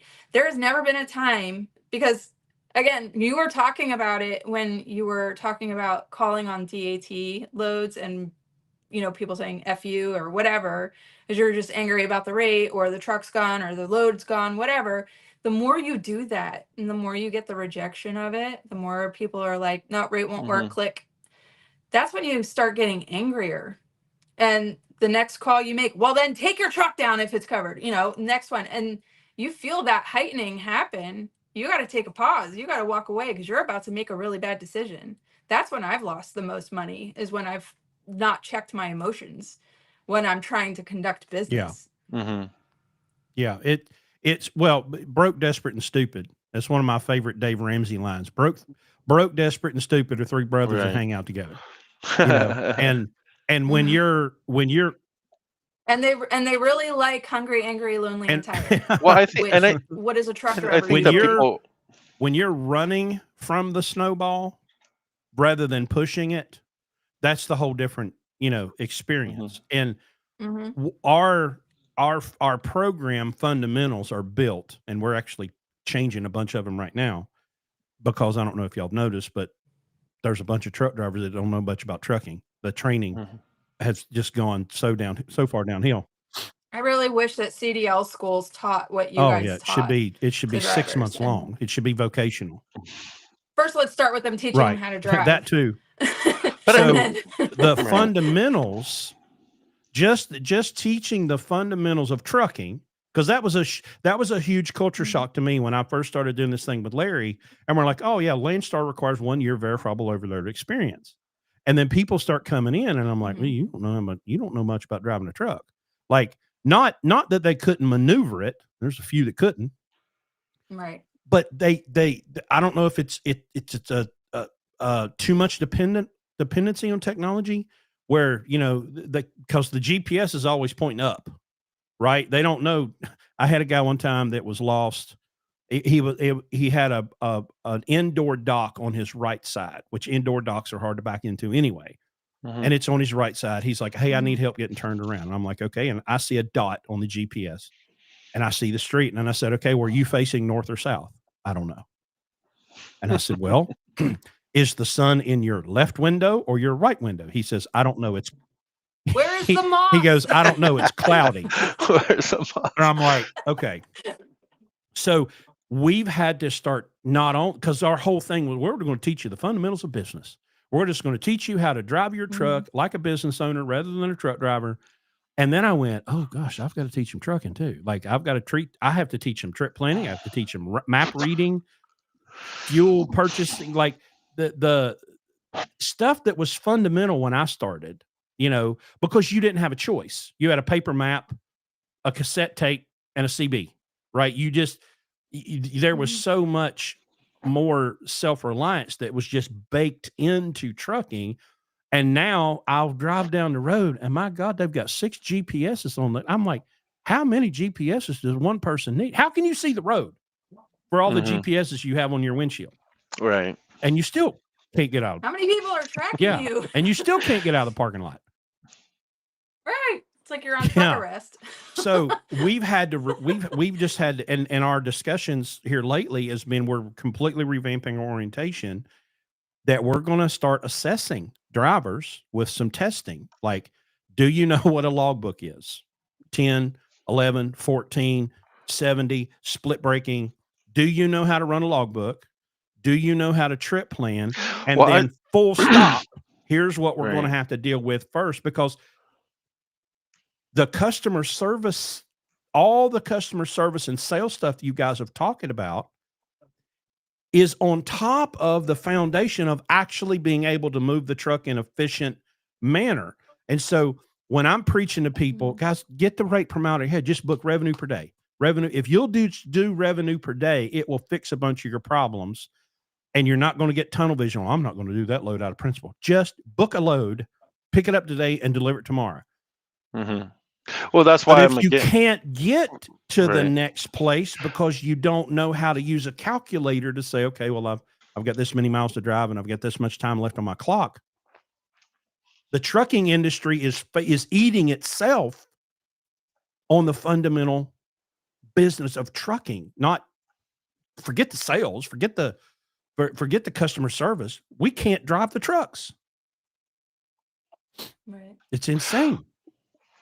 Well, I think that I was watching a TikTok the other day. It was like, and I was like, and it was the mother trucker guy. I guess they were interviewing this guy, and this guy was like, what we need to do is get rid of the, that 34 hour restart. Who wants to sit around for 34 hours and not get paid? And I was thinking to myself, 34 hours? Why? What? What is a 34 hour? That 34-hour restart is just a provision. I mean, you don't have to use it. You can run the 8th day. I mean, you can, if you know how to run your recap, I mean, you can work Oh, they don't know nonstop. how, Just they don't don't go know over what a 70 recap hours is. in 8 days. You know what I mean? I But tell you it's what, just little things like that that I go, I think it's those tiny little things, those little grains of sand that just keep piling. And then you kind of go, you got this big pile of sand, and then you go, well, truckers are dumb. And I don't think that no, truckers are dumb. I just think that they're No, very misinformed, and you got the blind leading the they're either blind. incredibly But then when literal. somebody who can see clearly tells them, they're like, Mhm.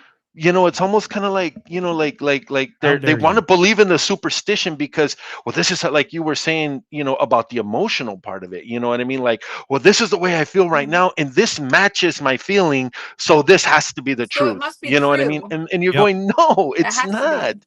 Get yourself out of the box a little bit. Think outside of the box a little bit, and just change that frame of mind a little bit, and you'll see that it does wonders for you. You know what I'm saying? I mean, it allows you to be a It's just little like more positive. it- You know, it's like the dude that I was telling you guys about before we got on the air. Like I'm having a conversation with somebody about transparency, and he's like, "Well, you're a broker."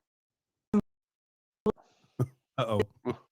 uh-oh. Like, show me how and why that is when I post my margins at it. When I show me how I'm not if I've been posting it. I'm just telling Hey, you why Anique, it's a bad idea, but I'll still Anique, complain. you're What? What am I doing? Anique, you're having internet trouble. We lost Oh, poop. all of that. It was just started freezing up. Okay. Well, You know I what show. amazes me about truck drivers, okay, is they complain that they're overworked and underpaid. Okay. Mhm. We work too much, we don't get enough. So what we need to do is get rid of the hours of service that keep us from working too much. What I need is just to be able to work 16 hours a day. And I'm going, one of these things does not sound like the other. Like Right. I get hating the limits. We all just give us 14 hours a day. Forget the restart and all that. Right, I'm right. living in a truck. I carry a bed with me everywhere I go. If I get tired, I'm gonna pull over and take a nap. Um, Mhm. but it's just funny to me that we're overworked and underpaid on one hand, but we need to get rid of the ELD and the hours of service. And I'm like, Mhm. well, I'm not a big fan of government solutions, but the whole point of the hours of service was to keep you from being overworked. It really was. That's That's exactly right. that's Most why people they don't came up with understand that. that. What was it, like 1932 the hours of service went into Yeah, effect? I mean, 32, and they didn't 35. do, Yeah. yeah, they didn't change it until 2004.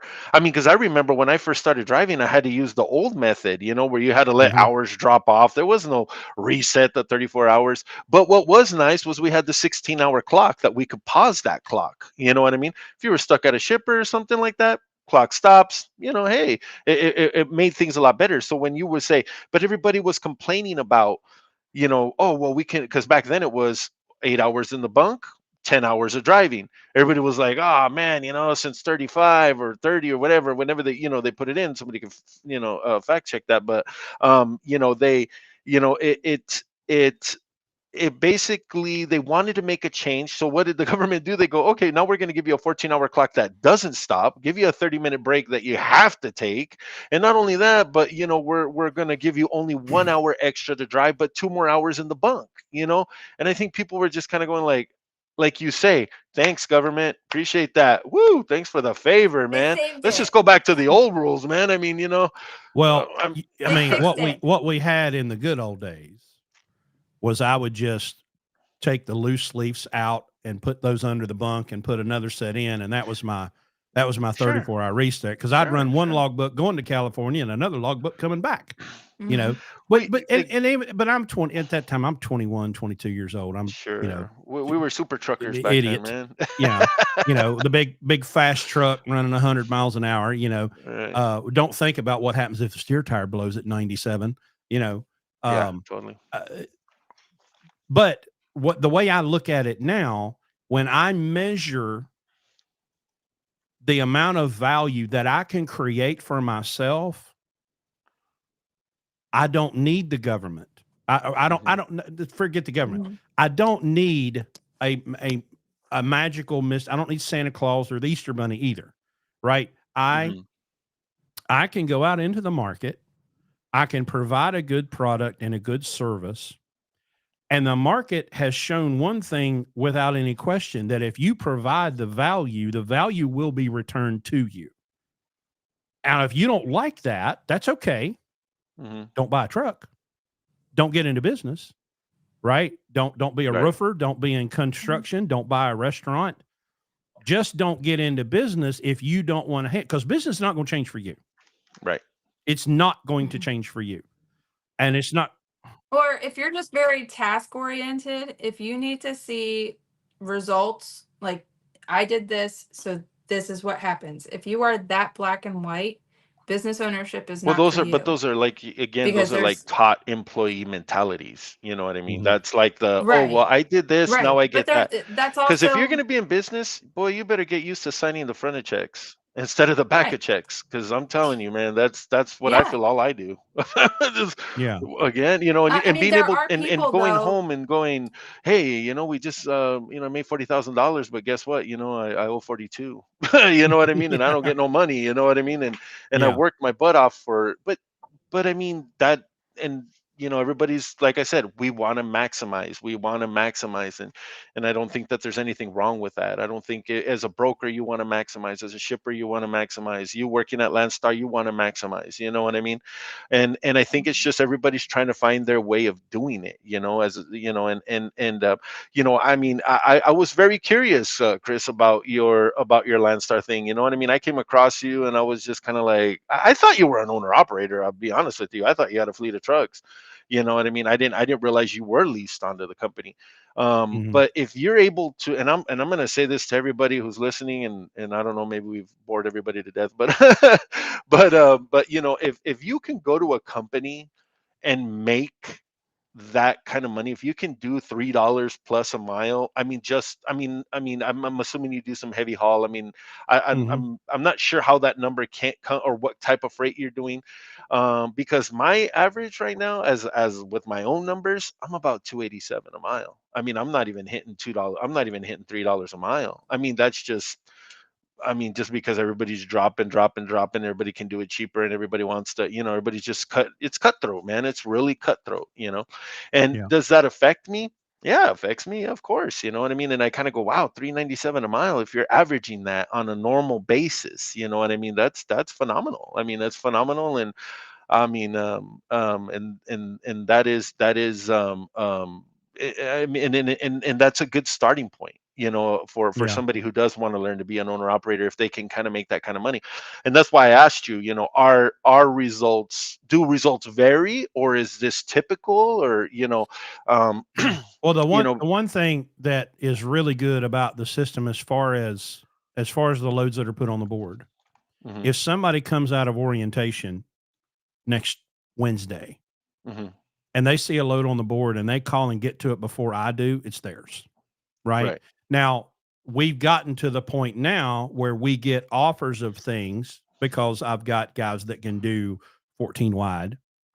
okay. We, So, but I'll get. is that number? And I'm sorry, Chris, I'm not trying to put you on the No. hot seat here. I really am not. I'm just, I want to understand a little bit more, because that's why, I mean, that's who I am, because I'm going like, well, maybe I should put my trucks on that round star. You know what I mean? Like, well, you know what I mean? If somebody can make more money, you know, you know, because I'll tell you what, I mean, as far as my field discounts, I get phenomenal field discounts. You know what I mean? I do Mhm. have a factoring company. I get charged 2.75% flat rate.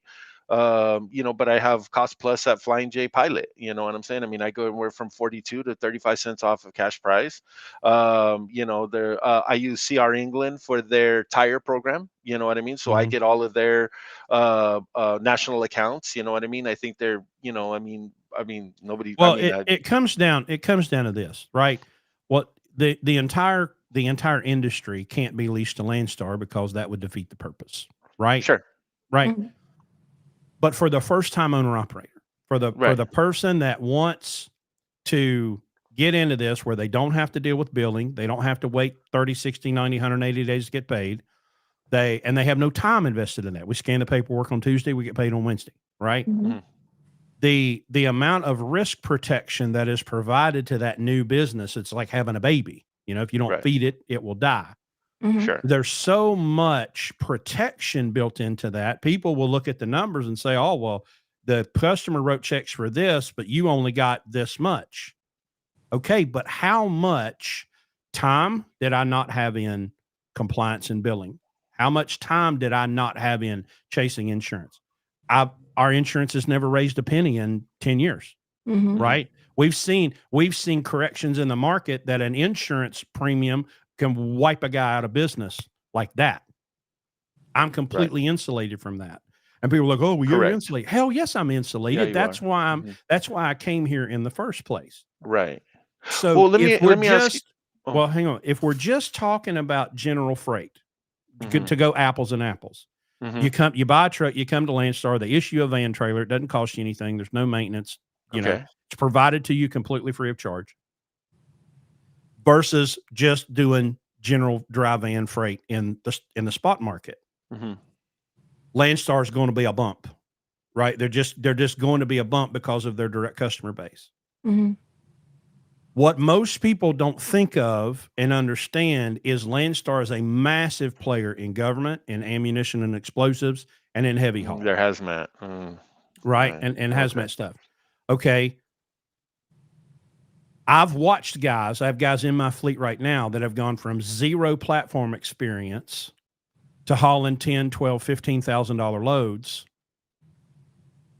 in the time that they've been here. You know, no experience.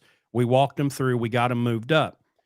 So if your only experience with Landstar is in dry van spot market freight, and you don't understand that there are massive opportunities to specialize yourself. I've got a friend of mine that's got a big bunk truck, and he's got a dry van with a lift gate and belly boxes and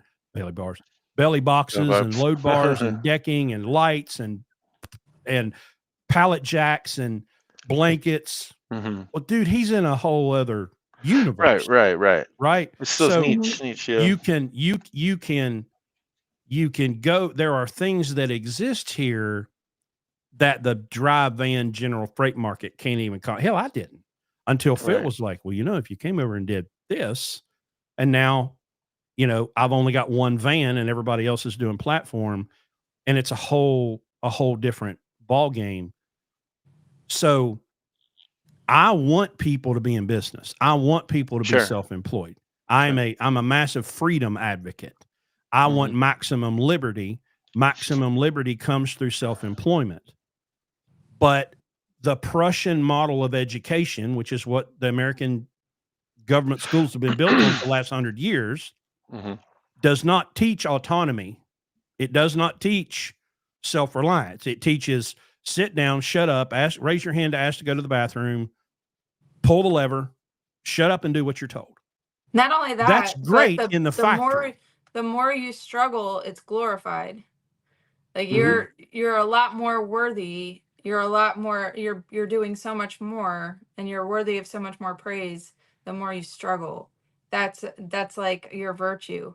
And I'm sorry, like I'm not competing with you on who's struggling more. That's not what I'm doing this for. I'm not. We'll turn that into the Olympics. Yeah, like take your struggle kink. We're really vanilla here. You know what I mean? Right. You know, it's not a competition, because that's not what the point is. And if you have been struggling for years and years and years, and there hasn't been any kind of fluctuation, even though the market has been, then you doing? Like, where's the common there? You have to have learned something. So the point of this struggle is learning your lesson, gaining your wisdom, character development. Then what have you been doing with those struggles, and why have you not? And if you haven't, then is this right for you? And there won't be any shame if it's not. Like, you're allowed to leave.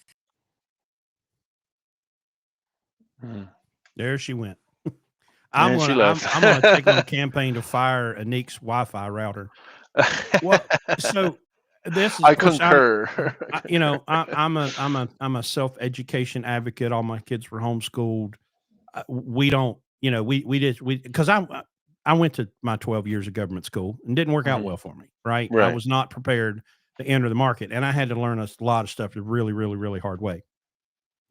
I like what she's saying in that we've basically built an industry out of pushing people down and keep telling them, no, you're not any good. You're not any good. You're not any good. Or Here's it's all too the proof hard. that It's you're too not any hard. good. Yeah.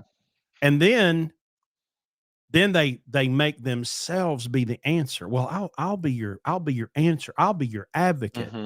And that's where I have such a problem with these guys that want to go to the state on everybody's behalf.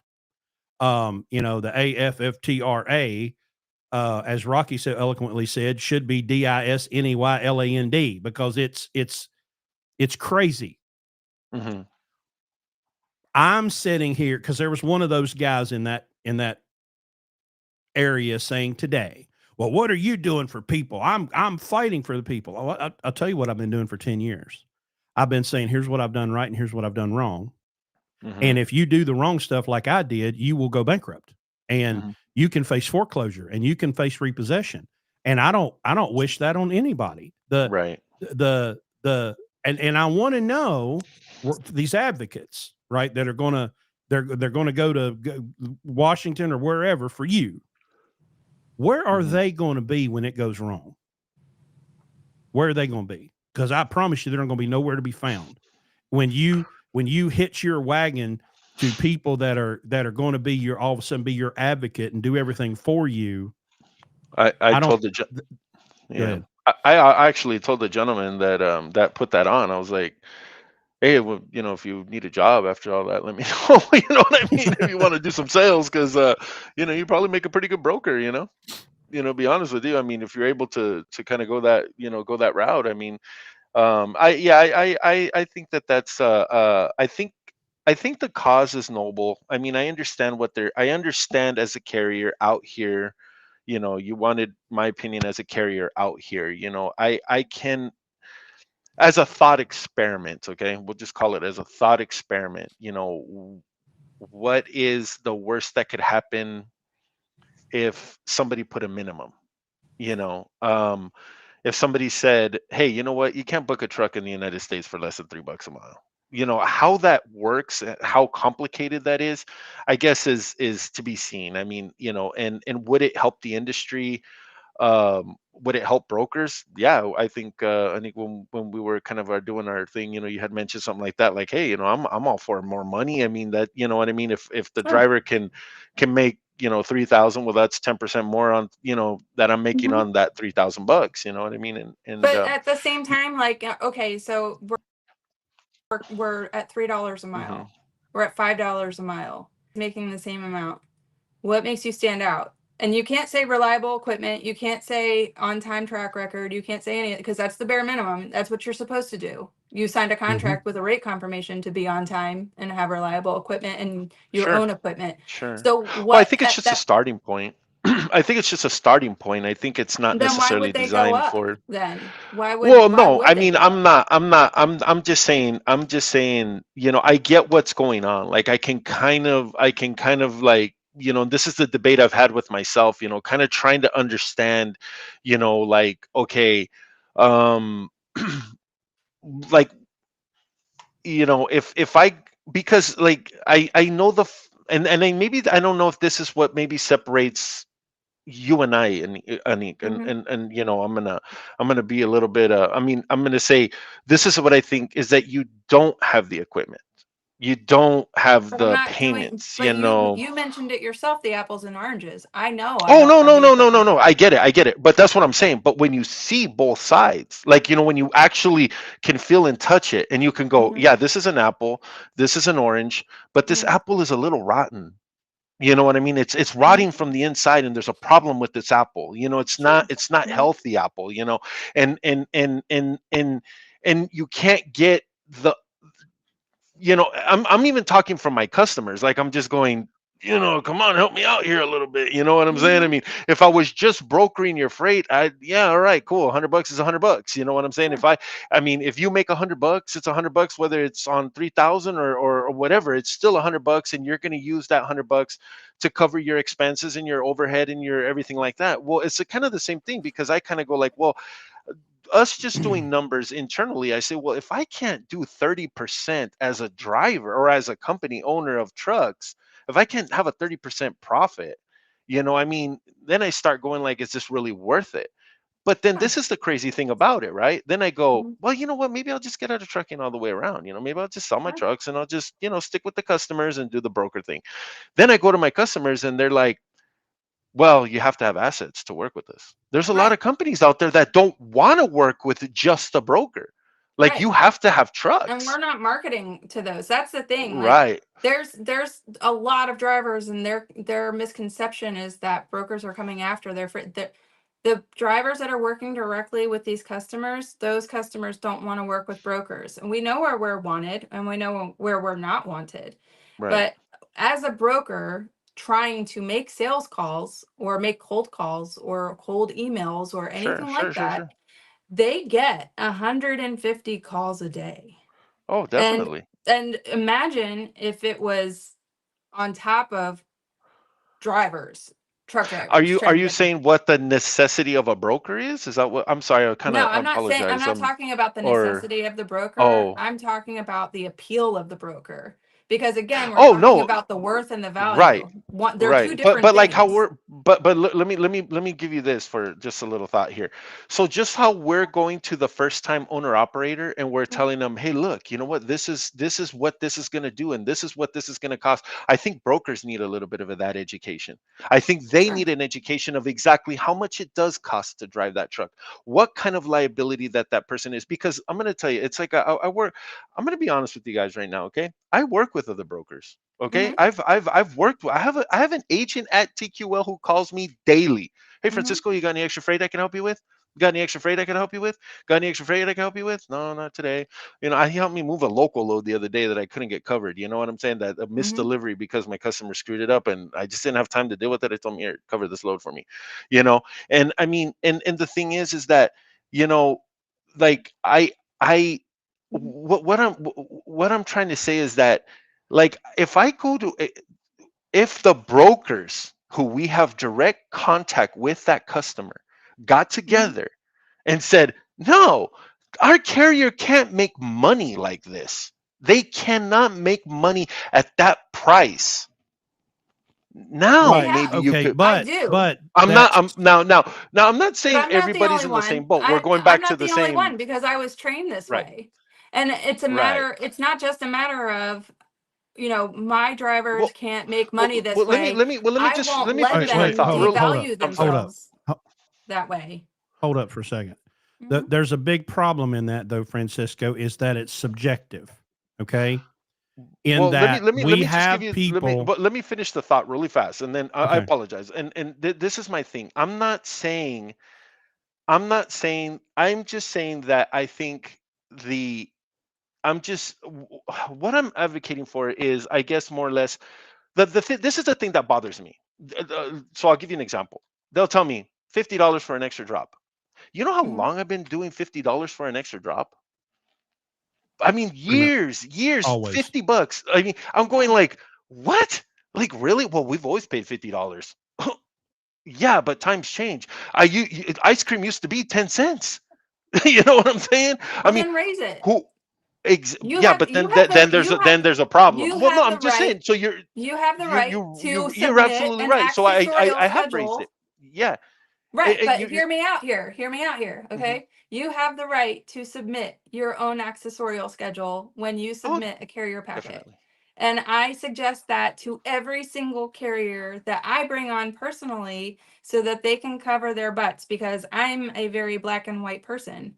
So even though there's no reason why only our side should have black and white verbiage laid out on what's expected of you. You can put what is expected of them for you because it is your equipment and it is your professionalism, it is your service, it is your bottom line. But It again, I it am is not it is I'm not it driving a is. truck. I'm Mhm. not getting the equipment. I'm not Exactly. getting that insurance, but I'm also not getting the bulk of the rate. You guys are, regardless of what the rumors are out there. I'm a tiny, tiny No, well, percentage to manage it. I live in that world too. That's what I'm saying, Sure. Anique, is that I know how it works. And this is where I have conflicts with myself as a Right. But carrier there, slash broker, because I go, okay, that's fine. I have done that. And I go to my customer and I go, look, if you're gonna give me the load, I charge $100. Right. Okay, for an extra drop. Don't come at me with this $50 because Joe Blow down the street does it for $50. I don't, Right. because I give that to either the carrier, or I pay my drivers. I mean, my drop pay for the drivers is $45. You know what I'm Mhm. saying? I mean, I'll get, you know what I'm saying? I mean, but I still got to pay the diesel. I got to pay, I mean, what if redelivering that he hit somebody, or you know what I mean? I mean, a million things. I'm just saying. All I'm saying is that I think that we could, my idea here is just that I think as an industry, and we all could do better.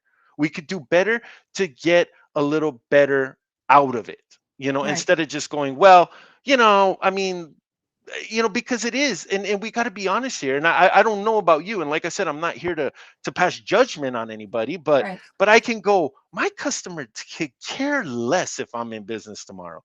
They could give two rats butts if I'm there tomorrow or not, just by their attitude, just by the attitude, and then you just kind of go Mhm. like, okay, so I play ball. I got to cut over here. I got to cut from the driver's wage. I got to cut from, this. I got to cut from over here, just because of that. I mean, I'm just saying, like, Yeah. sometimes I think we could just do better sometimes as an industry. And I'm not asking for I the can tell you government's this help. much, I'm like, not asking. Go ahead. I'm sorry. Like, I'm a very kind person. I'm very sweet. I have a huge heart. I cry at Sure. roadkill. Okay. But you put me in front of somebody that I have to negotiate with, and you'll never meet anybody more ruthless. And the Hmm. same thing applies to shippers because that's their job. And it's Right. my job to find the equipment. It's my job to do all of that. That hat gets put on when I turn that email on. But what I principally believe, whenever anybody says, we're doing it this way because this is the way it's always been done, it makes me cringe. It Okay. makes me, it Mhm. like something inside of me dies because you're right. It hasn't, things have changed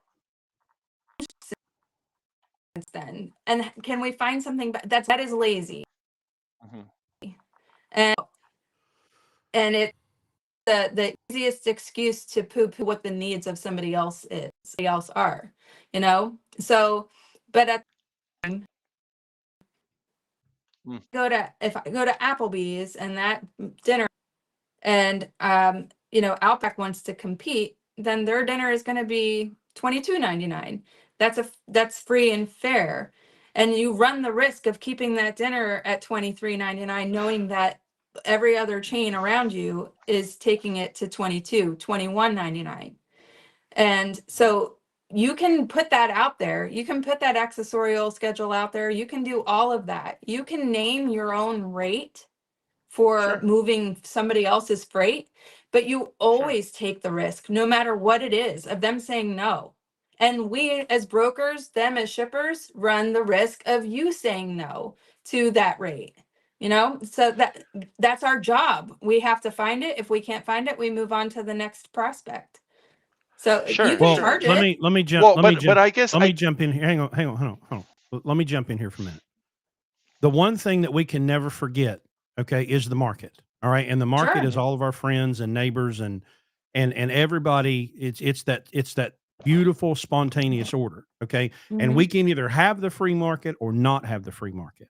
One thing that we have to be careful about as truck operators is we cannot price ourselves out of the market through No, our you own can't. choices and Hmm. then be like, well, my setup requires $3.50 a mile. I can't make money at $3.49, so the market has to provide for me. Well, that's not how that works. You have to No. be able to look around and say, well, there's the cost of fuel is the cost of fuel. The cost of insurance is the cost of insurance. Hmm. If I buy too much truck, if I buy too much trailer, if I make choices that step away from what the market is. There was a guy on stage at the Landstar thing made this beautiful point. We watched it in 2020, 21, and 22 when the rates were astronomical and you could fall off a log and make money. People were sitting at the house. Mhm. Well, I made my money this week. He was like, why weren't you out working? Why were you not out just grabbing the money as it's falling out of the sky and just piling it and piling it and piling it? It's what we did, right? Yeah. No, they went, oh, well, I'm getting $5 a mile. That means I only have to do one load this week. Ants No, versus grasshoppers. when you see an opportunity to make money in the greatest trucking market that's ever existed, you need to get up off of your butt and go to work. And then when the market cools off, which we were telling people in 21, this is not sustainable. This is not sustainable. These rates are not going to last. The bottom is going to fall out of this market. Oh, you're just a Debbie Downer. No, I just know how markets work. Well, Right. yeah, They I go knew that up too. and they go down, and you have all of these. And you know what? You have all of these things happening to the forces that were driving the rates up that were artificially inflated. Then when the bottom fell out of the market, you're all going, oh, well, it's raining and I don't have an umbrella. Well, we tried to tell you. Sure. Right. Well, yeah, you had a lot of people that were just able to jump in. Well, right. I'll tell you, this is exactly what I remember this day. So it was 2020, and I had a partial that had to go from California to Jersey, and I got averages from drivers, and I found one that was good, and they were like $3,000 for this partial, California to Jersey. Cool, thank you. I have to run it by my customer, and we said it that actually happens because sometimes they're waiting on wires from their people, before they agree to it. So by the time that customer, in the time that it took for that customer to go and get approval, get a wire, get that ACH in their account, Trump comes on and says, no more unemployment. We're done. Nobody's sitting anymore. We're all going back to work. We're having a party. We're going back to work. Well, there was a collective, shit in that office. And then by the time that customer came back and said, okay, rates approved, I call that driver back and he's like $7,000. And I'm like, when did they move Jersey to Guam? When did this happen? Right. So, I mean, it happened that fast. And that started months of people asking for rates. And I'm like, I don't know what do I say? Right. It and was it's just like, out of control. Get this rate, throw $1,000 on it, throw it at them. Sure. They'll probably pay it. And they did. Because it was a free for all. Nobody knew what side was up or down. And that's what has created this. Right. Isn't it amazing that in business, we love our customers? Sure do. Sure. We will move heaven and earth for our customers. Sure will. But buddy, the minute they get in trouble, we will put that foot on their throat and we will squeeze every penny. But that's the market, right? Yeah. I mean, nobody apologized. No.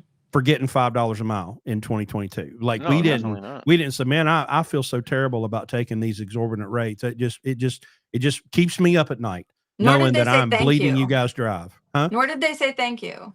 It's like, free market. That's what we're doing. Capacity is tight. Well, listen, we've gone 2 hours. As you can imagine, the TikTok comment section has been a dumpster fire. YouTube has been a little more mild.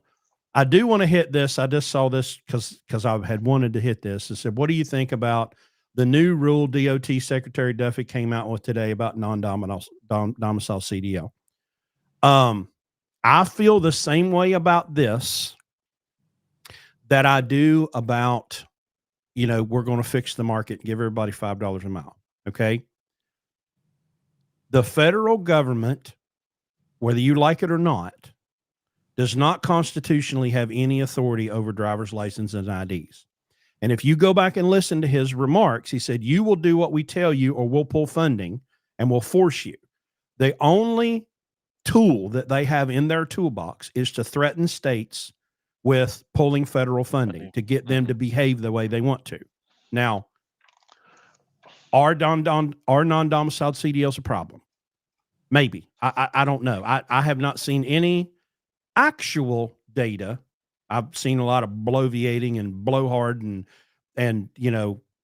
but I've not yet seen any real data, and we probably never can, No, you never that will. says that your problem, looking at you, Mr. Truck Driver, whoever you are, that your problem is non-domiciled CDLs.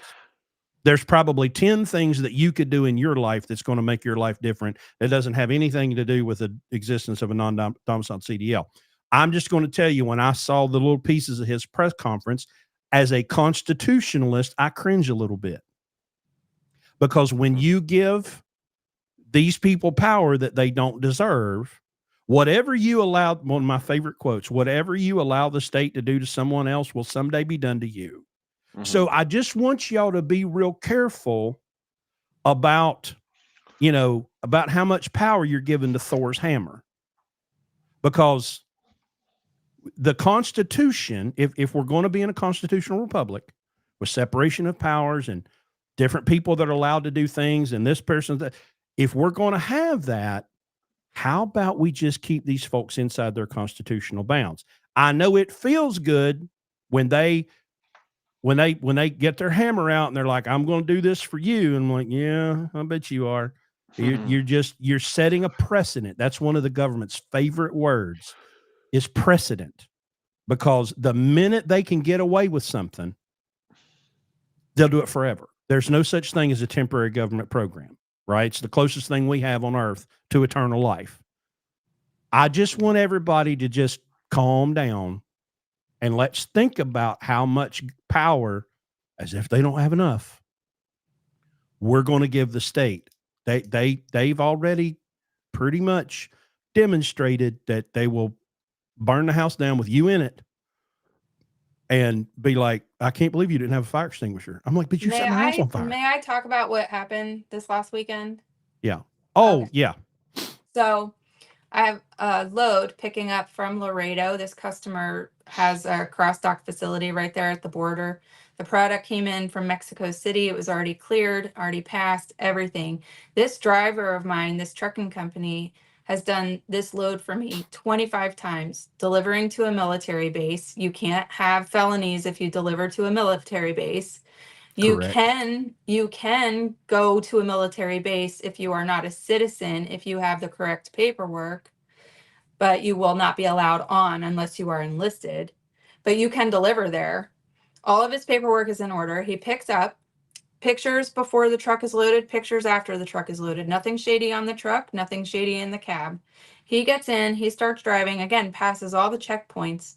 As soon as he exits Laredo proper, gets pulled over. They ask one question: are you a citizen? No. He's got his documents. He's got them all right there. He needs them if he's going to go to this military base. And they just yank him out of the truck, haul him off. Nobody is called. I have MacroPoint. I'm checking on him. I check on the phone, but it's not moving.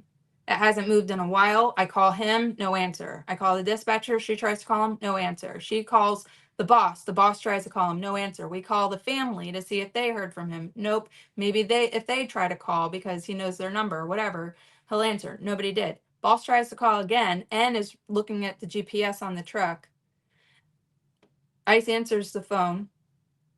We picked him up. We're not letting him go. The truck has been impounded. You'll find it here. You'll have to make an appointment. You'll have to pay. So I decide, because I know what I sound like, to call the impound yard and I say, hey, can we get this truck? It's for a military base delivery. This is what's going on. And they're like, yeah, in 2 days.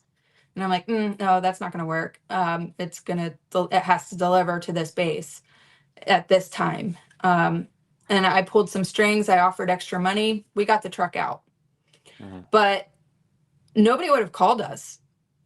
No. Nobody would have called us. Aside from whatever you believe about what this driver's rights are, this man, this owner of this trucking company, had one of his pieces of equipment, one of his assets, impounded without being notified. My customer's freight is on a truck that's impounded without me being notified. Going to a military base that needs this stuff, it's infrastructure equipment, they're not being notified. And this guy can't talk to his family. No, he's disappeared. Finally, I was able to call and I found out first he was in San Antonio and they moved him to Rio Grande, but he was one of 35 people that they pulled out of trucks. So this is not, you can say that it's just the non-domiciled. You can say that it's just the people who are not documented. You could say it's whatever, but it's not. I'm not saying that it's a slippery slope. I hate that term, but it gives them a whole lot of freedom if there's no real brackets or parameters in what they can do. And it puts your equipment at risk. And it also puts your customers' commodity at risk and your reputation, all because of a free-for-all. You think that one thing is a good idea. What comes with it? You know what I mean? Like, what's the stink that comes with it? You have to think about that. This is interrupting commerce. We had, when my daughter was little, so this was 16 years ago, worked for a small carrier in Columbus. Okay. And I just want to draw this parallel because it doesn't have anything to do with immigration. Okay. Right. Sunday evening, driver doesn't show up. Older guy, right? He was probably 15 or 20 years older than me. He doesn't show up. I'm like, that's weird. So we go into the next day and still haven't heard anything. Right. And we're like, man, that's strange. Now he was an older guy, which, you know how that's subjective.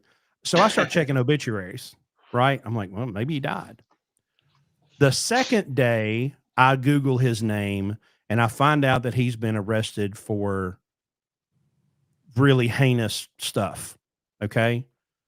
And I'm like, oh my God. And I called dispatch and I'm like, hey, did y'all see that? And they're like, yeah, we're working on it. So I'm like, well, that's terrible, but hey, what a dirtbag, right? He did this terrible thing to a kid. Week or so later, he shows up at the yard. And I'm like, what are you doing here? And he was like, well, I was in jail, as you probably know. And I said, yeah, I heard that. And of course, I'm super freaking out because I've never been around a person accused of something heinous like this. And he goes, well, I've talked it over with management. Everybody understands. They've seen all the documentation. His daughter got mad at him because he wouldn't give her $5,000. So she made up a story about her daughter and called the cops, and he was packed up, taken off to jail, was in there 3 or 4 days. And I said, I've never had a conversation with anybody that's been in jail.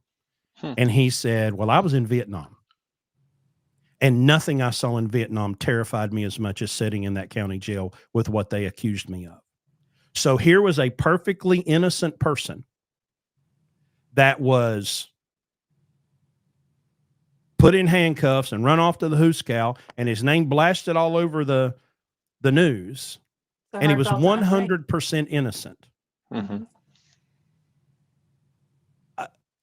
I would like for there to be, I would just like to let's call for a pause. Somebody in the TikTok was talking about the Arkansas thing, that first time, they're picking them. That was all made up.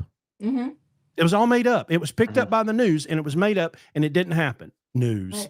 Right. There was a girl, the FYP on TikTok will show you all kinds of crap. Right. And it kept showing me this story about some girl got canceled. I'm like, man, I could care less. Swipe. And it's all she got canceled.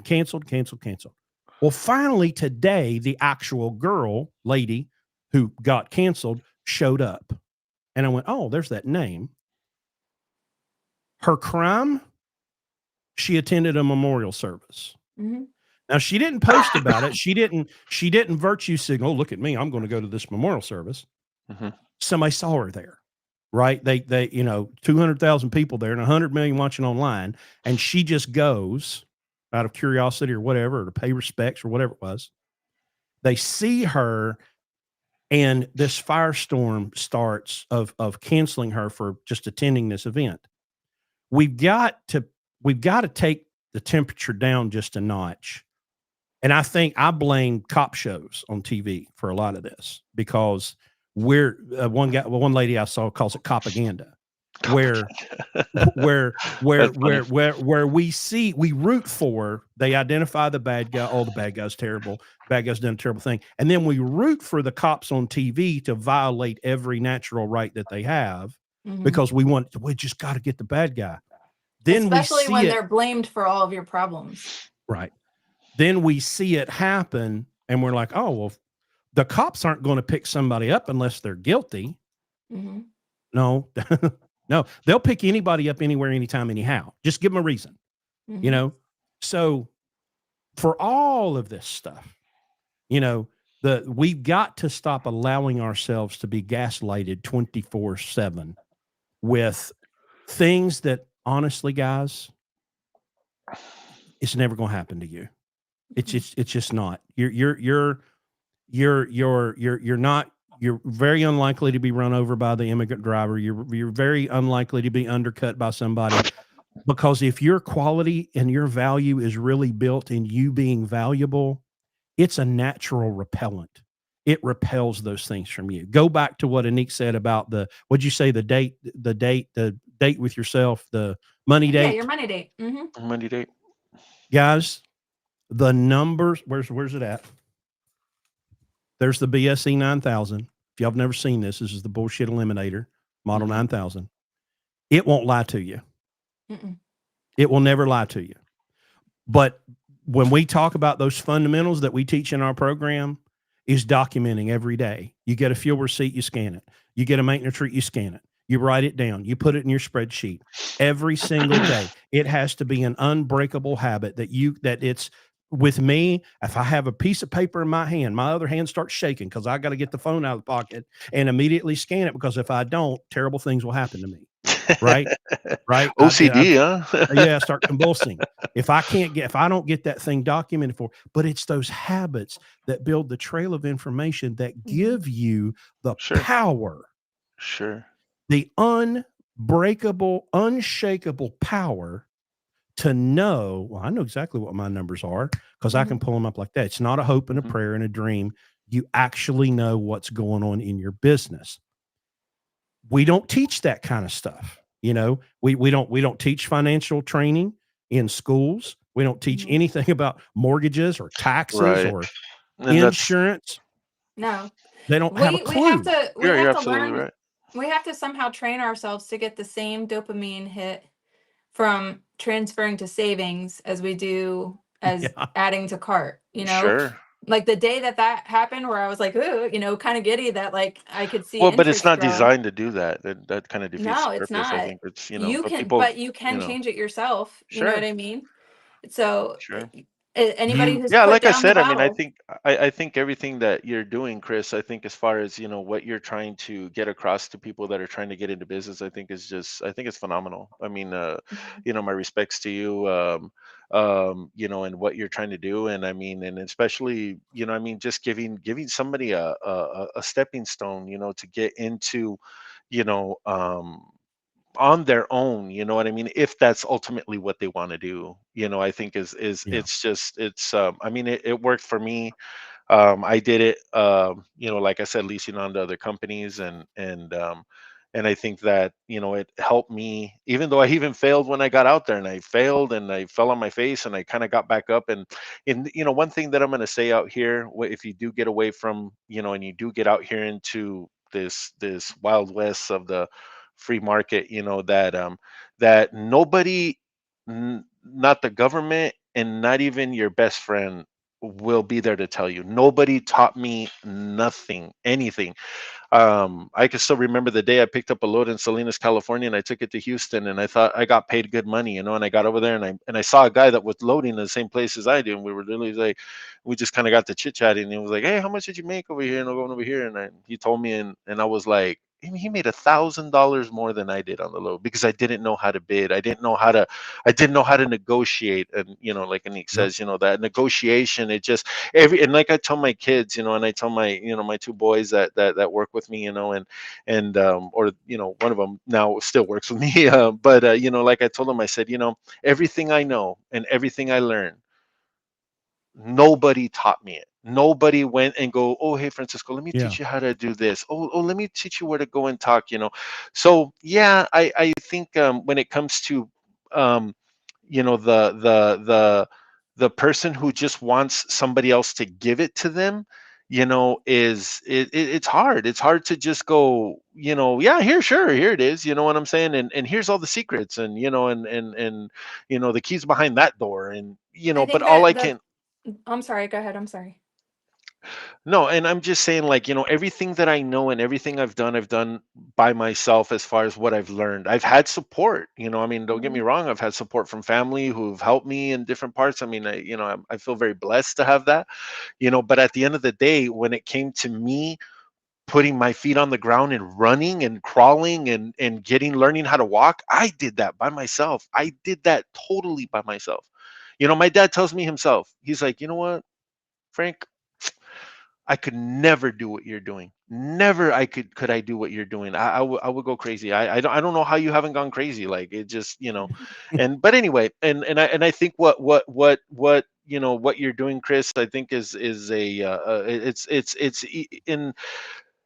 it's something that people, that really want to get into business, I mean, they need it. You need to have it. You know what I'm saying? And Yeah. to some of us who have been doing it, it seems very basic and like, okay, yeah, but you'd be amazing. Like you said, people come on out here and they're just clueless completely of how money works, and money's just a tool.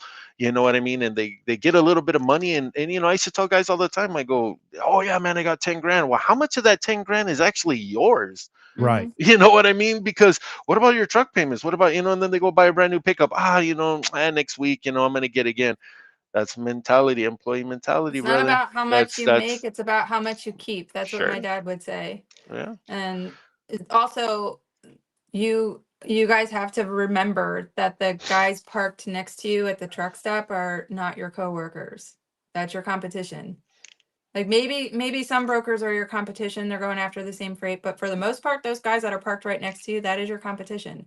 And so you have to take a lot of the things that they say with a grain of salt, because they Oh yeah. might be viewing you the Oh, same way. definitely. You know what I mean? Oh, that's a great load you got there. How much did you get for that? You don't want this. Because if you don't, they don't want you going to where they came from to grab that freight. That's their Sure. customer. Sure. So, but then there are the other ones that are at that truck stop talking about, making $6 a mile and home every Right, weekend and all right, that crap. right.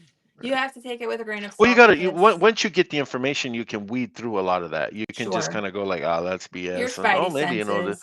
well, Mm-hmm. sure. I mean, because you start getting a sense of, kind of how things really work, and that's what Mm-hmm. I kind of find a little like with the trucker unite thing. I'm just kind of like, man, I just feel like there's a lot of uninformed people trying to do something that, I mean, I can understand it. Like I said, like I was saying earlier, I can understand what they're trying to do, but I don't think what they're trying So to are do they is. done? Are they done with the whole creating the TMS or platform that they were trying to do last year? Is that done?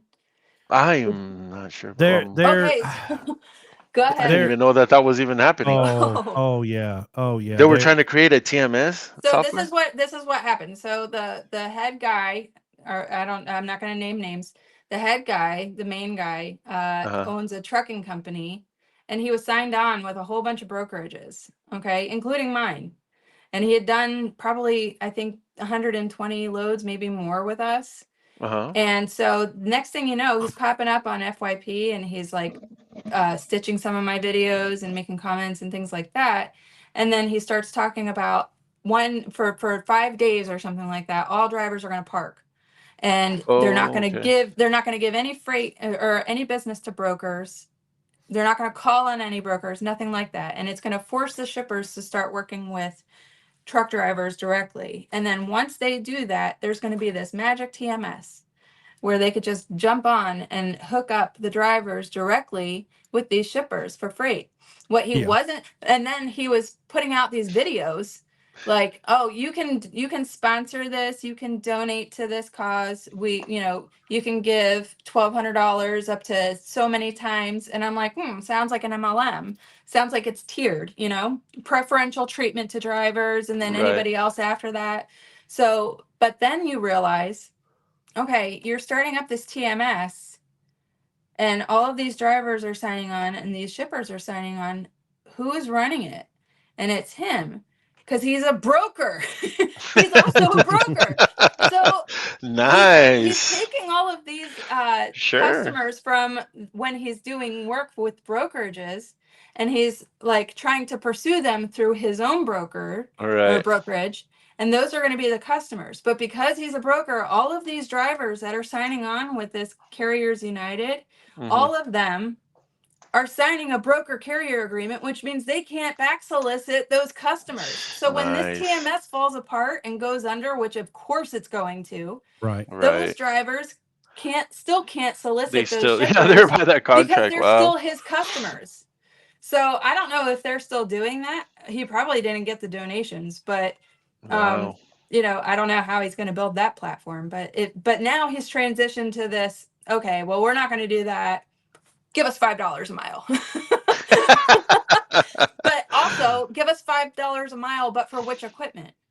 You know what Right. I mean? No, exactly. Yeah, you So gotta be specific.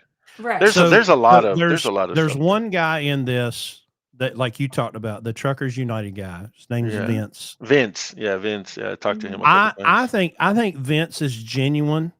He's just Yeah. misguided. I don't think Vince has any ulterior motives. Mm-mm. The other ones, though, Oh, they're yeah. 100% in it for themselves. Right. If you're simultaneously a martyr and a hero or the guru, if you Yeah. are simultaneously both, please run away. Please run away from the person who has a victim complex in addition to being the hero Oh yeah. and the guru. Most Just protect definitely. yourself. It's dangerous stuff. Well, guys, we've gone 2 hours and 30 minutes, which is awesome. I love it. Yeah. I love conversations like this.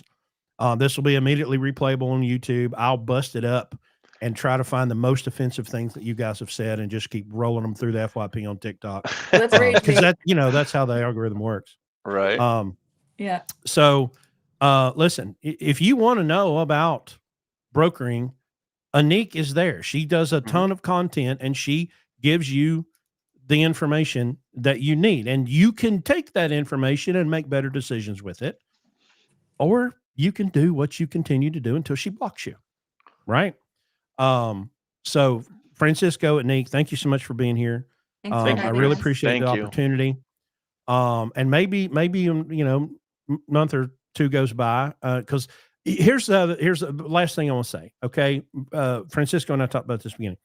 There's always these wild predictions, okay, that's made by the media or the state. Oh, well, X is going to happen, and that's going to make A, B, and C happen, and none of that stuff ever happens. It doesn't. The just dire warnings of you're all surely going to perish never happens. Okay, so we'll come back in a couple of months, and we'll talk about all the metrics of the market. And we'll see how many of the non-domiciled drivers they got rid of and see if your life still sucks. Let me tell you this. Just to make it clear, 3.5 million to 3.6 million drivers and non-domicile visa holders make up 18%, which is 630,000. So if you really think that 630,000 is going to make a real blip in 3.5 million and that's going to save your business, then here's your Home Depot apron. And if you really think that the barrier between you being successful and you failing is the amount of money that a broker makes from a shipper, please park your truck. Yeah, That's all. definitely. I agree with that 100%. My friend that runs a shop taught me something important. He said, let me tell you about these immigrants. And I thought, oh God, here it comes. He said, if they go on a road call and the guy is an immigrant, when they get there, he's going to be covered in grease from head to toe because he's tried to fix it before he had to call you. And then he's going to be right here the whole time you're working because he's going to make sure he never has to call you again. Yeah. If the driver's American, you don't see him because they're laying in the bed playing Xbox while you're out there. He said, so you had, now, of course, then, they want a discount, right? Mm-hmm. But they know how to negotiate, y'all. Right. I know your precious American brain wants to believe that everybody not in America is inferior to you somehow, but they know how to negotiate, and I've They watched do. them do They it. really do. You know, No, they'll be like, well, I've I dealt need a with them. discount. You know, and when I was working at the shop, you know, I told one guy, I'm like, brother, we have cut this as low as it's going to cut. If you don't like it, friend, there's the door. Don't let the I'll door tell you hit you what, where the good Lord split you. You And go he to went, okay, India, fine. you go to India, there is not a single thing that is not negotiable. It is a Oh, yeah. it Oh, is yeah. a it is a Well, it's a full contact culture. sport. It's a culture thing. Yeah. Yeah. Completely. So they're either negotiating better or they're not negotiating at all, and that rate is take it or leave it. Mhm. Or you know they're I know getting people like like always tell me, oh, it's because those, you know, those Indian guys, you know, they're running for like $1 a mile and they got 10 guys in the truck, and I'm going, like, some of those guys are like the best carriers. I'll be honest with you. Some of those guys are, you know, they'll get it done. I mean, and you know, but like you said, I mean, I mean, I had a guy down in McAllen trying to deliver a load, you know, and man, and the customer was just dragging us along, you know, me along with them, you know what I mean? And that guy was like, look, I'm giving you an hour. You don't have an hour, I'm out of here. That guy That's started right. taking off. I mean, he started leaving back to California to drop this load off, man. I was like freaking out. My customers, like, I'm just like, pay the guy. I'll split it with you. Let's just get it off the truck, man. You know Right. what I mean? Like, what are we doing here? I mean, it's $250. Let's get it off the truck, you know. And this is where I go back again. I guess my biggest thing here, guys, is, you know, like I said, I do want carriers to understand that it's, you know, that I personally would like to see brokers work more in harmony with a carrier, you know, and helping the carriers a Yeah, little bit absolutely. more, you know. And I think that's, you know, what I would like to see, you know, that you know, because I really do fight for my carriers. I fight for better prices all the time. I won't take, you know, I mean, if the customer is just being just low down, I'm just like, okay, you know, just, you know, and I'll, you know, just kind of, you know, here, you know, yeah, give it to somebody There else, you are know. brokers out there that will do that. Yeah. And it's There are. I mean, I'm a broker right now waging war with ICE. I don't know who else would freaking do right. that. Okay. Right. Didn't know, like, at first I was like, this is scary. I don't know what's going to happen. Well, you know what? They don't know me either. Right. So if you're afraid of the unknown, that unknown doesn't know you either. And Sure. I'll Sure. do what I can until I can't. And But I mean, but I'll also I hold think, you accountable. right. And I So just think we could do better. That's all I'm saying. You know, I guess you know, like I said, I just think we could do better as a whole, you know, and I just like to see, you know, everybody, you know, just like it just gets old hearing the same rhetoric about how it's like you say, Chris, and you know, it's everybody else's fault. You know, oh, it's his fault. It's that, bro. Oh, you know, and then you know, it's like people that are failing just you know, I guess misery loves company, I guess. And I mean, you know If what I we mean? It's just could, if we could get carriers and brokers facing the same direction, it would looking be at the awesome. customer, it's the same thing with when I tell Landstar BCOs, the agent is your customer. Right. That's It your is. customer. It And they're is, like, what are yes. you talking about? They're not your slave. no. They're your sales force. Right. They're the people that are doing the work, so you don't have to. Same thing Right. with brokers. So are there some bad ones? Sure there are. They're not long for the industry though. There's They're some gonna make bad bad names for carriers themselves. too. Mhm. There's bad truck drivers. Oh, You know, yeah. y'all sit around like you're pure as a driven snow. You're not. Mm-mm. Nobody is. Go into the market, build relationships, find the people that are as passionate and match your passion with their passion for serving customers, and you will make money. Right. Then it's up to you whether you keep it.